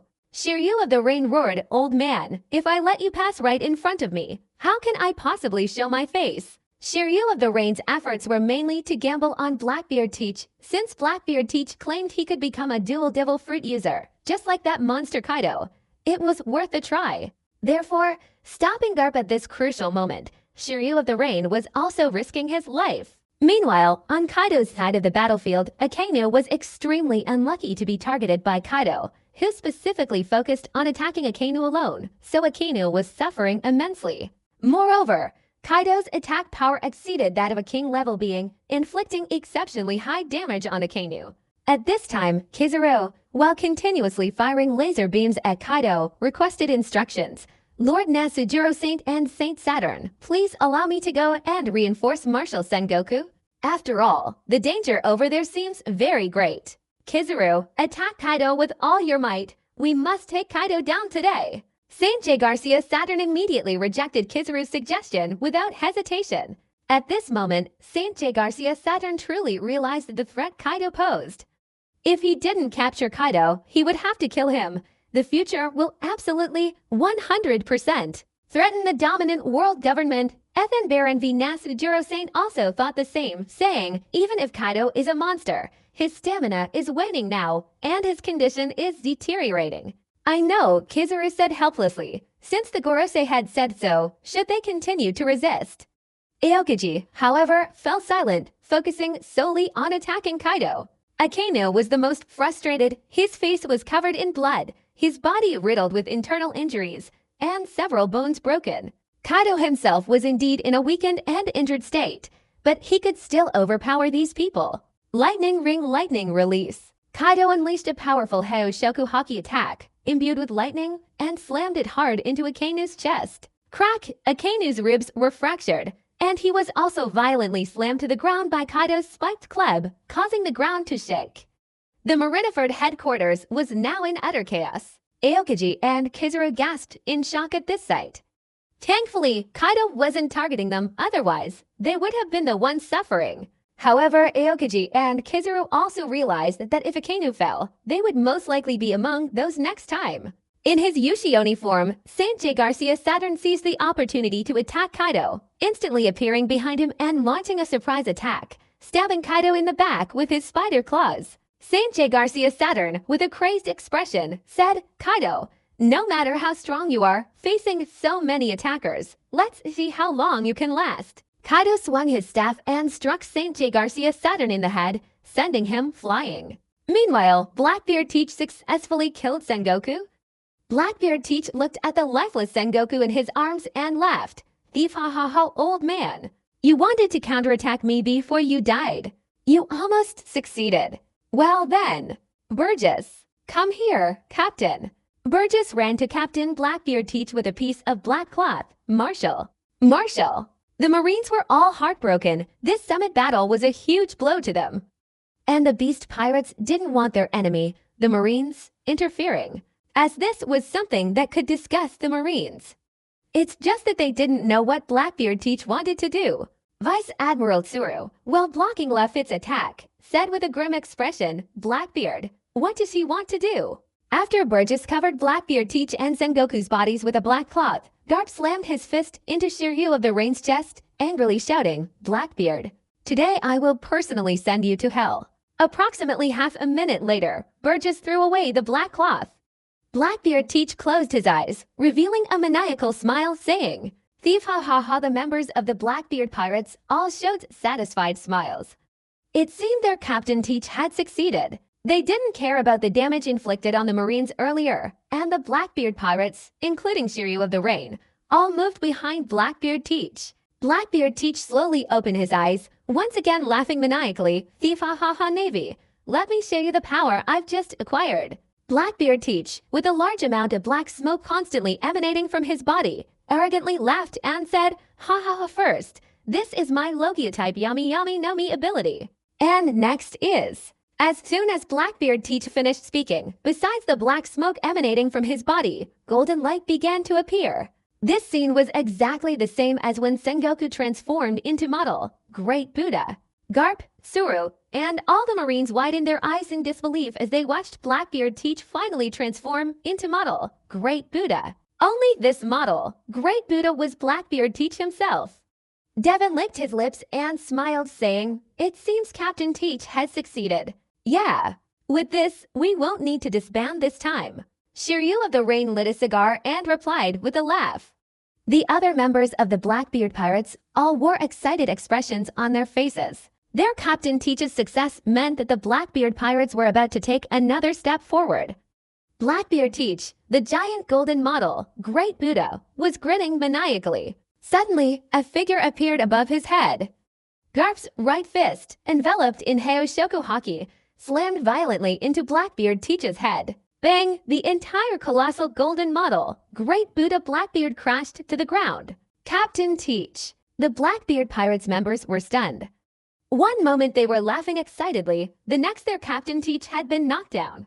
Garp landed in front of Blackbeard Teach, his face full of anger, and said, "Little brat, I don't know how you obtained the Sengoku ability, but I don't care about my own life. I must keep you at Marine headquarters." Ha ha ha. Blackbeard Teach slowly stood up again, laughing. "Garp, your punches are quite powerful, but Marshal Sengoku's defensive abilities are truly formidable." Although Blackbeard Teach could still feel a terrible headache, if he didn't have the model, Great Buddha, it would definitely hurt even more, since the side effects of the Yummy Yummy no Mi fruit are to double the pain. A boastful little brat. Garp had already made a rough assessment of Blackbeard Teach. This Blackbeard Teach's dual devil fruit abilities weren't as terrifying as Kaido's. Kaido was the truly terrifying one. Garp could sense that even with Sengoku's model, Great Buddha ability, Blackbeard Teach didn't possess the same powerful aura as Sengoku at his peak. So this is how it all started. Garp felt confident he could kill Blackbeard Teach. Ethan Baron v. Nasujiro Saint, upon seeing the figure of Blackbeard Teach in the distance, his eyelids twitching, exclaimed, "That guy. I remember, he's Marshal D. Teach, another one who broke the curse of a devil fruit. This is troublesome." After Kaido, there's another Blackbeard Teach. Saint J. Garcia Saturn also realized the seriousness of the situation, saying, "Let's go back and have Vegapunk thoroughly analyze and research what's going on." Initially, Saint J. Garcia Saturn and Ethan Baron v. Nasujiro Saint thought that Kaido possessing multiple devil fruit abilities meant he was quite special. But now, seeing Blackbeard teach, this guy has also become a dual devil fruit user. This time, the two of them were completely restless. What if the cursed devil fruit was broken? The problem was, their world government didn't possess this technology. It was all in the hands of pirates, which displeased the Gorosei. Aokiji and Kizaru exchanged glances, Kizaru saying contemptuously, "How terrifying." Another one who broke the cursed devil fruit's ability. Akainu, struggling to get up from the ground, was spitting out blood. Akainu no longer had the energy to care about Blackbeard teach or not, because he was about to be killed by Kaido. Akainu didn't dare to be stubborn in the face of Kaido. He would really be killed by Kaido. Akainu didn't want to die so unjustly here. Kaido stopped his attack. Looking at the wildly laughing Blackbeard teach, he wasn't surprised that Blackbeard teach would take down Sengoku and steal his abilities. After all, Sengoku's devil fruit ability was also an extremely powerful devil fruit to Blackbeard teach. Blackbeard teach was already clashing with Garp. Because Garp wasn't a devil fruit user, the Yami Yami no Mi ability was useless against him. So Blackbeard teach used his model, Great Buddha's Shockwave, to counter Garp. Bang! After the two separated, Garp fell to the ground and sneered, "Hey kid, your model, Great Buddha attack power is no match for Sengoku. Truly, an ability remains useless in the hands of a useless person. Old man, you want to die." Blackbeard teach glared, his golden Great Buddha fist striking towards Garp. Garp, without any hesitation, retaliated with a punch of his own. To be honest, Garp didn't have the upper hand against Blackbeard teach either. It's undeniable that with the model, Great Buddha ability, Blackbeard teach's strength had officially reached the Emperor level. Even Garp, a fellow Emperor level expert, had a very small chance of suppressing Blackbeard teach, especially considering the injuries and exhaustion from their previous battle with Kaido. Therefore, Garp's chances of defeating Blackbeard teach were even lower. But Garp didn't care. Ethan Baron v. Nasujiro Saint, having left his mythical Zoan form, whispered, "Saturn, let's contact the Knights of the Gods." That's right, if we continue like this, we won't be able to capture Kaido, and we might even end up taking him down again, Saint J. Garcia Saturn replied. Because Akainu was now half dead from Kaido's attack, his continued endurance already demonstrated his immense physical prowess. And so, Saint J. Garcia Saturn temporarily opened his mouth and contacted the Knights of the Gods. At the same time, in a magnificent room within the Holy Land of Mariagua, Saint Figarland Garen, after hanging up the phone, picked up a teacup and drank tea. Saint Figarland Garen calmly said, "During the Great War of God Valley all those years ago, that little brat from Rocks has grown up to this extent. Or is it true, as Saturn said, that his strength has broken through the limits? If it's true, I really need to go and see for myself. After all, I've only seen those adults break through the limits. How did a mere mortal manage to do that?" Saint Figarland Garen put down his teacup, slowly stood up, and picked up his holy sword, his fighting spirit continuously radiating. To be honest, Saint Figarland Garen was a little disbelieving that the little brat Kaido from back then had actually broken through the limitations and surpassed the Emperor level. If that were truly the case, it would be incredibly troublesome. It's not impossible that the world government would face the risk of annihilation. At this moment, a member of the Knights of the Gods appeared beside Saint Figarland Garen and inquired, "Commander, how many people do we need to deploy?" "No, we can't just expose ourselves to the public eye like that. Besides, the Revolutionary Army is watching from the shadows." Saint Figarland Garen directly rejected his member's suggestion. Moreover, the Gorosei had already sent to reinforcements. How many would the Knights of the Gods need to help? How much combat power had the Navy deployed before and after this war? And they still couldn't handle a single beast pirates. Simply put, it's enough to make you laugh until your teeth fall out. In the Gorosei's meeting room, Topman Valkyrie Saint sat on the sofa, resting his chin on his hands, and said, "Garen has also set off for the Marine headquarters. This war has completely disrupted our strategy. We were just dealing with a beast pirate crew. And yet it has turned out like this." Marcus Mars Saint also had strong opinions about the outcome of this war. The losses were already so enormous even before it ended. Cyborg Kong and Sengoku both died. Shepard Repeater said, "The Marine's highest combat power has been assembled. plus the 7 warlords of the sea. And the world government is constantly contributing, yet we still can't take down Kaido. In other words, that Kaido guy has reached the same level as that great lord. Marcus Mars Saint replied, "We can't just set off arbitrarily. Otherwise, if 5 of us go out against 2, the situation will become very serious. Perhaps, lurking in the shadows, he won't dare to raise his head." Shepherd Peter chimed in, "Ultimately, we should be able to take down Kaido of the 100 beasts, but we'll have to pay a considerable price." That's right, otherwise, the future troubles will only increase. A person of that level poses an unpredictable threat. Topman Valkyrie Saint also considered many things that were extremely disadvantageous to them. Marine Headquarters Marineford Battlefield. Akainu was now beginning to be intimidated by Kaido, not daring to continue a head-on confrontation. If he continued, Akainu knew he would definitely be killed by Kaido. Akainu didn't want to die at Marine Headquarters Marineford like Cyborg Kong and Sengoku. That would be too humiliating, especially since he was still in his prime. Thus, facing Kaido's attack, Akainu began to intentionally or unintentionally hide behind Aokiji or Kizaru.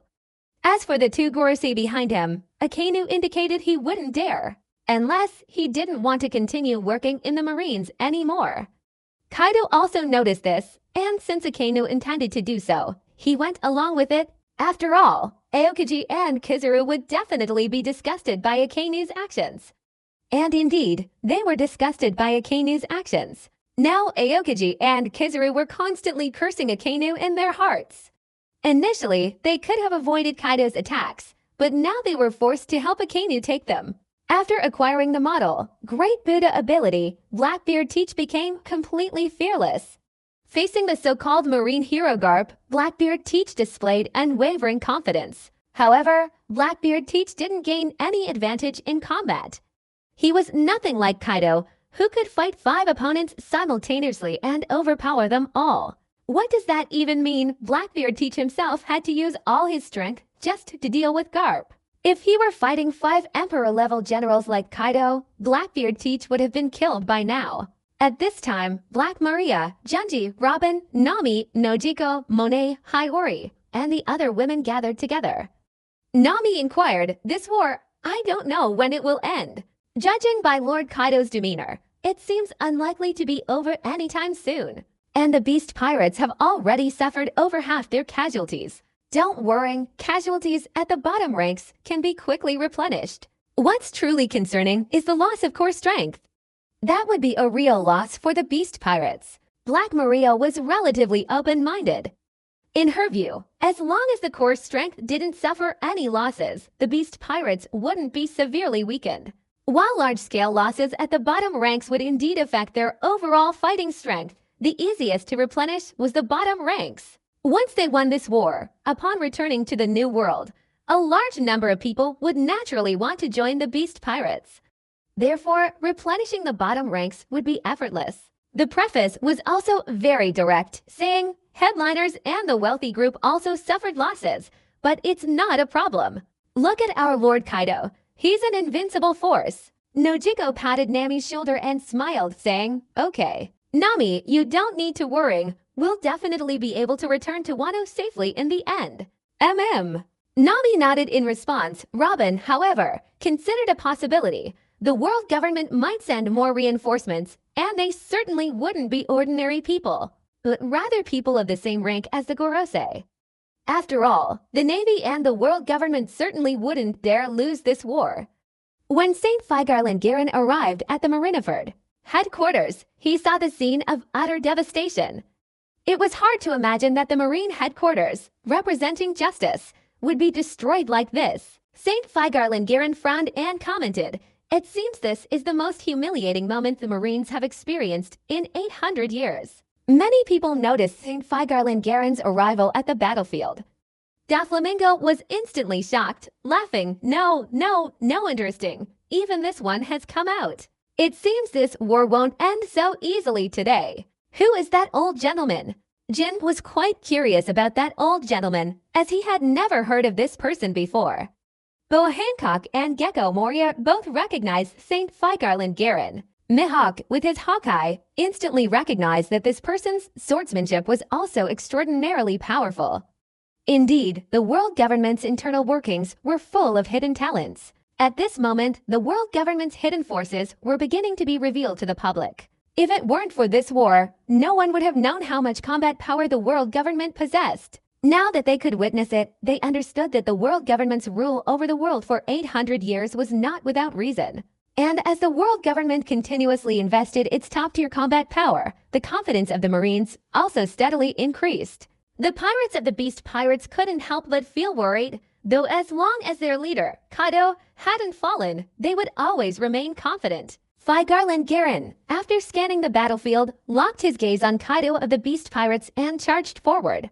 The flying Vice Admiral Momonga, Flame King, immediately turned and flew towards St. Garland Garen, saying, "How can you people keep bothering Mr. Kaido?" St. Garland Garen looked at the person who appeared before him and immediately thought of a certain race, so he said, "Remnants of the Lunarians? HMPH. Self-righteous old man." Flame King was clearly very annoyed by St. Garland Garen's tone and immediately launched an attack. Bang, bang, St. Garland Garen easily blocked Flame King's attack, sneering, "Little brat, wait until I punish Kaido of the 100 Beasts, then I will personally judge you." HMPH. Don't think you can just grab me. King Inflammation of the Ears directly unleashed his full power. Blackbeard's group was at the battlefield. Blackbeard Teach questioned, "Who is this old man? How can he possess such powerful strength?" "So it's him." Garp's eyes swept over St. Garland Garen. The scene from over 30 years ago seemed to replay in his mind. Blackbeard Teach also secretly glanced at the formidable St. Garland Garen and chuckled irritably. Thief ha ha ha. However, speaking of which, the world government's resources are truly formidable. The people who came are all top-tier fighters. While the Flame King was holding off St. Garland Garen, two CPOs attacked him from the left and right. One of the CPOs respectfully said, "St. Garen, leave the Flame King to the two of us." St. Garland Garen simply replied with a single sentence, then charged towards Beast King Kaido. He was confident he could defeat the Flame King, but it would waste a considerable amount of time. His current mission was to lead the charge in eliminating Beast King Kaido. He had clearly analyzed the pros and cons. The Flame King looked at these two world government hounds and said coldly, "Do you think stopping me will allow you to defeat Mr. Kaido? You ignorant fools. Kill." The two CPOs didn't waste any words with the Flame King and immediately launched an attack. The Flame King counterattacked, intending to kill these two CPOs as well, thus weakening the world government's fighting force. Facing the Flame King's counterattack, the two CPOs instantly felt the pressure. Their strength was roughly the same as Page One's. Therefore, they could only briefly hold off the Flame King, completely unable to truly confront him. After arriving, St. Garland Garen unleashed a flying slash towards Kaido. Kaido, wielding his spiked club with his right hand, shattered Aokaji's freezing ability. Then, with his left hand covered in Bisashoku Haki, he used his bare hands to block St. Garland Garen's flying slash and tossed it into the air. Boom, the flying slash exploded in midair. St. Garland Garen raised his eyebrows and said, "My attack was repelled so easily." "Garen, when we face Kaido later, you need to be careful.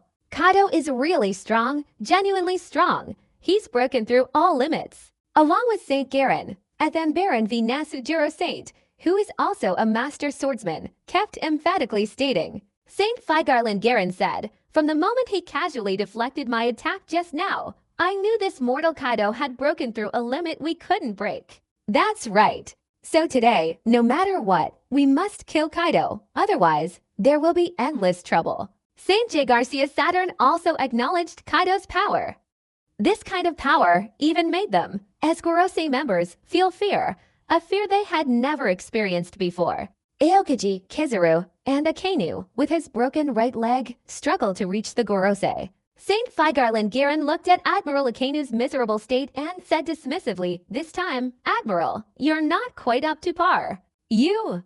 Akainu immediately felt a great insult and was about to retort. St. J. Garcia Saturn immediately suppressed him, saying, "Akainu, shut your mouth." Akainu's entire face darkened. "You all know Kaido's strength, and now you're saying my strength isn't enough." That's because Kaido didn't target you old geezers. You're just talking nonsense. Just look at what happened to Cyborg Kong and Son Goku. At this moment, Kaido, wielding his spiked club, showed a disdainful expression. Do you really think another old geezer can defeat me? Kaido looked at Saint Feigarland Garen with disdain, and that disdain was also seen by Saint Feigarland Garen. Saint Feigarland Garen slowly said, I never imagined that a little brat under Rock's command back then would grow to such a powerful state. It is truly unbelievable. Saint Feigarland Garen was also extremely surprised by Kaido's current strength. After all, as someone with top-tier combat power, he naturally knew how difficult it was to break through the limitations. It was beyond imagination. Yet, Kaido, that little brat from back then, had accomplished it. Kaido aimed his spiked club at Saint Feigarland Garen and sneered, Old man, since you've come to, then I'll beat you up as well. Just as Kaido finished speaking, in the blink of an eye, Kenbun Shokuhaki sensed someone approaching from the sea not far away, a group of people. Ethan Baron v. Nasujiro Saint, gripping his demon sword, said, There's no need to waste too much time talking nonsense with Kaido. This guy's regenerative abilities are quite astonishing. We can't give him too much time. We must finish this quickly. How terrifying. Kizaru said helplessly, When will this war end? I really feel like I can't hold out much longer. According to Kizaru, although he hadn't been targeted by Kaido yet, if the battle continued like this, being targeted by Kaido was definitely only a matter of time. Saint J. Garcia Saturn glanced at Kizaru. This guy's cunning and devious tactics haven't changed at all. Aokiji looked at Kizaru with admiration. Daring to speak like that in front of the three old geezers showed the courage of a true general. After all, if he said something wrong and was retaliated against by the Gorosei, it would be a case of the losses outweighing the gains. Kaido was the first to notice the arrival, and Enel followed suit, because Enel's Goro Goro no Mi ability could combine with Kenbun Shokuhaki to create a large-scale sensing range. Enel, on his side, warned Jack the Drought, Hey, big guy, a group of people are coming, and they're very strong. Who is it? Jack the Drought was also stunned. Who else would come to a place like this? After all, this was a battlefield, and a whole group of people at that. Did they not want to live anymore? Enel directly showed a deadpan expression and said, You're asking me. How would I know? It seems so. Jack, with a powerful punch, sent a Navy lieutenant flying backward, retorted. At the same time, a few kilometers offshore from Marineford, a large ship approached. This ship was none other than the Moby Dick. Whitebeard, currently the world's strongest man, stood at the bow. Marco asked, Father, if we just barge into Marineford like this, the Marine's nerves won't be able to handle it. Whoosh Whitebeard chuckled, Of course, we need to bring Ace back and make the Marines understand that my son isn't someone anyone can mess with. That's right, Father, let's go bring Ace back. If the Marines dare to stop us, we'll wipe them out. 3rd Division Captain Jozu excitedly replied. The other division captains felt the same way. This was the spirit of the Whitebeard pirates. No matter who the opponent was, as long as they attacked their comrades, their fathers and sons, they would pursue them to the ends of the earth. 5th Division Captain Vista, stroking his beard, chuckled and said, Ace will be surprised when he sees us, won't he? Ha ha ha ha ha ha. Vista's words immediately elicited laughter from the crowd. As the Whitebeard pirates and Moby Dick continued to approach Marineford, some people began to notice their arrival. Following Kaido and Enel, Van Augur also used binoculars to see the Whitebeard pirates Moby Dick approaching Marineford. Van Augur, oblivious to the fact that he was locked in a battle with Garp and Captain Teach, shouted, Captain Teach, it's bad, the Whitebeard pirates have appeared. They're heading straight to Marineford, the Marine headquarters. Blackbeard Teach, who was battling Garp, was instantly stunned. He stood there motionless, allowing Garp to seize the opportunity and send him flying, rolling uncontrollably on the ground. Meanwhile, Lafitte, Burgess, and Daku knew that their Captain Teach was a traitor on the Whitebeard pirates' ship. Even Shiryu of the Rain, who had just joined, knew this. However, whether or not to retreat still depended on Captain Blackbeard Teach's decision. After all, they were all fearless fighters and wouldn't be intimidated by Whitebeard's name. After defeating Blackbeard, Garp also raised his eyebrows and whispered, Whitebeard has arrived. This time, things have only gotten worse. Vice Admiral Tsuru also came to Garp's side, saying worriedly, "Garp, you also sensed something was wrong, didn't you? If what Blackbeard teaches subordinate said is true, then Whitebeard is bringing his pirate crew here. Then our situation will become even more passive. We haven't even captured the beast pirates yet, and now we have to face Whitebeard's pirate crew, then." Vice Admiral Tsuru said, not knowing how to continue. Blackbeard Teach, scrambling to his feet, also left the model, Great Buddha, with a terrified expression, wanting to escape quickly. He didn't want to face Whitebeard right now. Seeing their captain's terrified expression, Burgess asked suspiciously, "Captain Teach, what's wrong?" The other members of the Blackbeard pirates were also extremely puzzled. Why was Captain Teach so frightened? After all, Captain Teach was now a dual devil fruit user. He should be considered a top-tier opponent in the world. Blackbeard Teach couldn't even manage a smile and said directly, "Little ones, let's leave quickly." Blackbeard Teach immediately turned and left, disregarding everything. He didn't want to run into Whitebeard, his father. Right now, it was too dangerous. Therefore, he wanted to temporarily avoid confrontation, waiting for an opportunity later to replace Whitebeard. Blackbeard Teach's thinking was mainly due to the fear he felt towards Whitebeard's power. Garp saw this and immediately chased after him, shouting, "Kid, you killed Sengoku and now you want to run away." "Wait a minute, Garp." Vice Admiral Tsuru hurriedly called Garp back. Garp looked at Tsuru with great suspicion, asking, "That Blackbeard killed Sengoku. Are we just going to let him go like that?" "Garp, we must prioritize the greater good. With Whitebeard's arrival, we don't know how the situation will develop." Vice Admiral Tsuru, of course, knew that revenge for Sengoku was important, but delaying the situation would be extremely disadvantageous for them. No one knew what Whitebeard and his pirate crew intended to do. If they planned to attack the Marines, then they would be completely finished, not just passively caught off guard. Garp let out a final sigh and replied, "I understand. I'll deal with Blackbeard later." Following the Whitebeard pirates, Moby Dick arrived at Marineford, the Marine headquarters. "That's Moby Dick, the world's strongest man. Whitebeard has arrived." The Marines, upon seeing the Whitebeard pirates, Moby Dick, instantly tensed up. They were already struggling to deal with just the beast pirates, and now they had to face the Whitebeard pirates as well. Wasn't this practically a death sentence for them? Anagumo, Momonga, Doberman, and other Marine vice admirals all had grim expressions. Their top fighters had been held back by Kaido, and they were now battling the beast pirates officers, adding the Whitebeard pirates. They didn't dare imagine the consequences, and a chill ran down their spines. After killing a CPO, the Flame King also looked towards the Moby Dick near the shore. Queen, Jack, Enel, Who's Who, the Wood Spirit, Page One, and the others were all the same.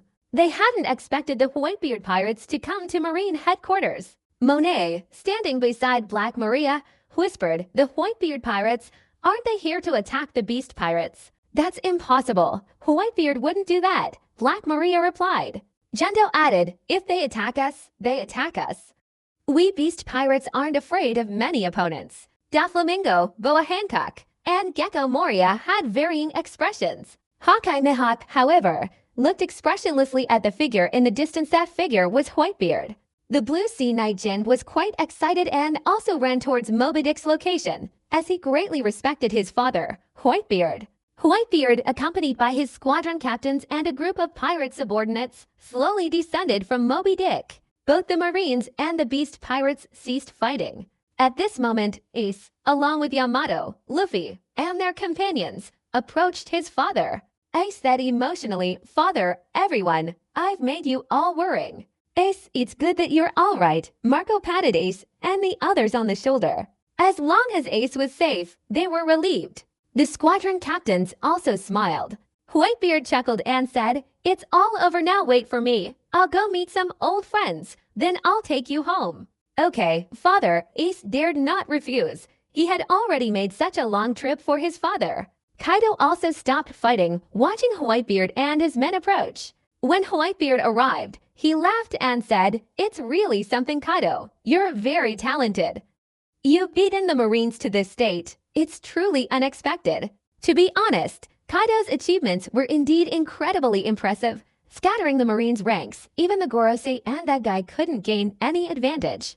Kaido, having shed his beast form, laughed in response. Oh ha ha ha, these marines are too useless. They don't take a fight at all. And these three old men are the same.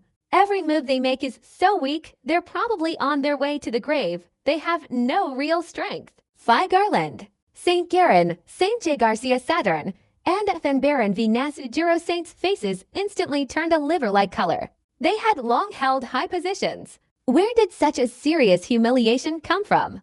I wish I could subject Kaido of the 100 Beasts to 1,000 cuts and 10,000 wounds. As for Aokiji and Kizaru, they're relatively unimportant.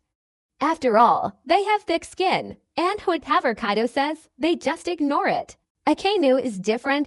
If he had the chance, Akainu would dare to trade blows with Kaido, but he doesn't have the opportunity. At this moment, Whitebeard, to be honest, was truly shaken by Kaido's strength. If it were him facing so many people at once, he couldn't do it. Not to mention the current three admirals' strength. Just consider Phi Garland, Garen Saint, and then Baron v. Nasujiro Saint, and J. Garcia Saturn. Whitebeard knows their strength. They're all on the same level as him.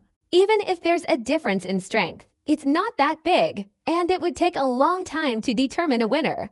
They're all people who fought in the Great Battle of God Valley back then. They know all about it. Finally, Whitebeard fixed his gaze intently on Phi Garland. Garen, the Saint, laughed and said, ha ha ha, I didn't think you old geezer were still alive. I thought you were dead. Whitebeard, you're not dead yet, so how could I be? Phi Garland. Garen, the Saint, retorted without hesitation. Besides, you're doing quite well. The strongest man. Ah. Finally, Phi Garland. Garen, the Saint, let out a cold laugh.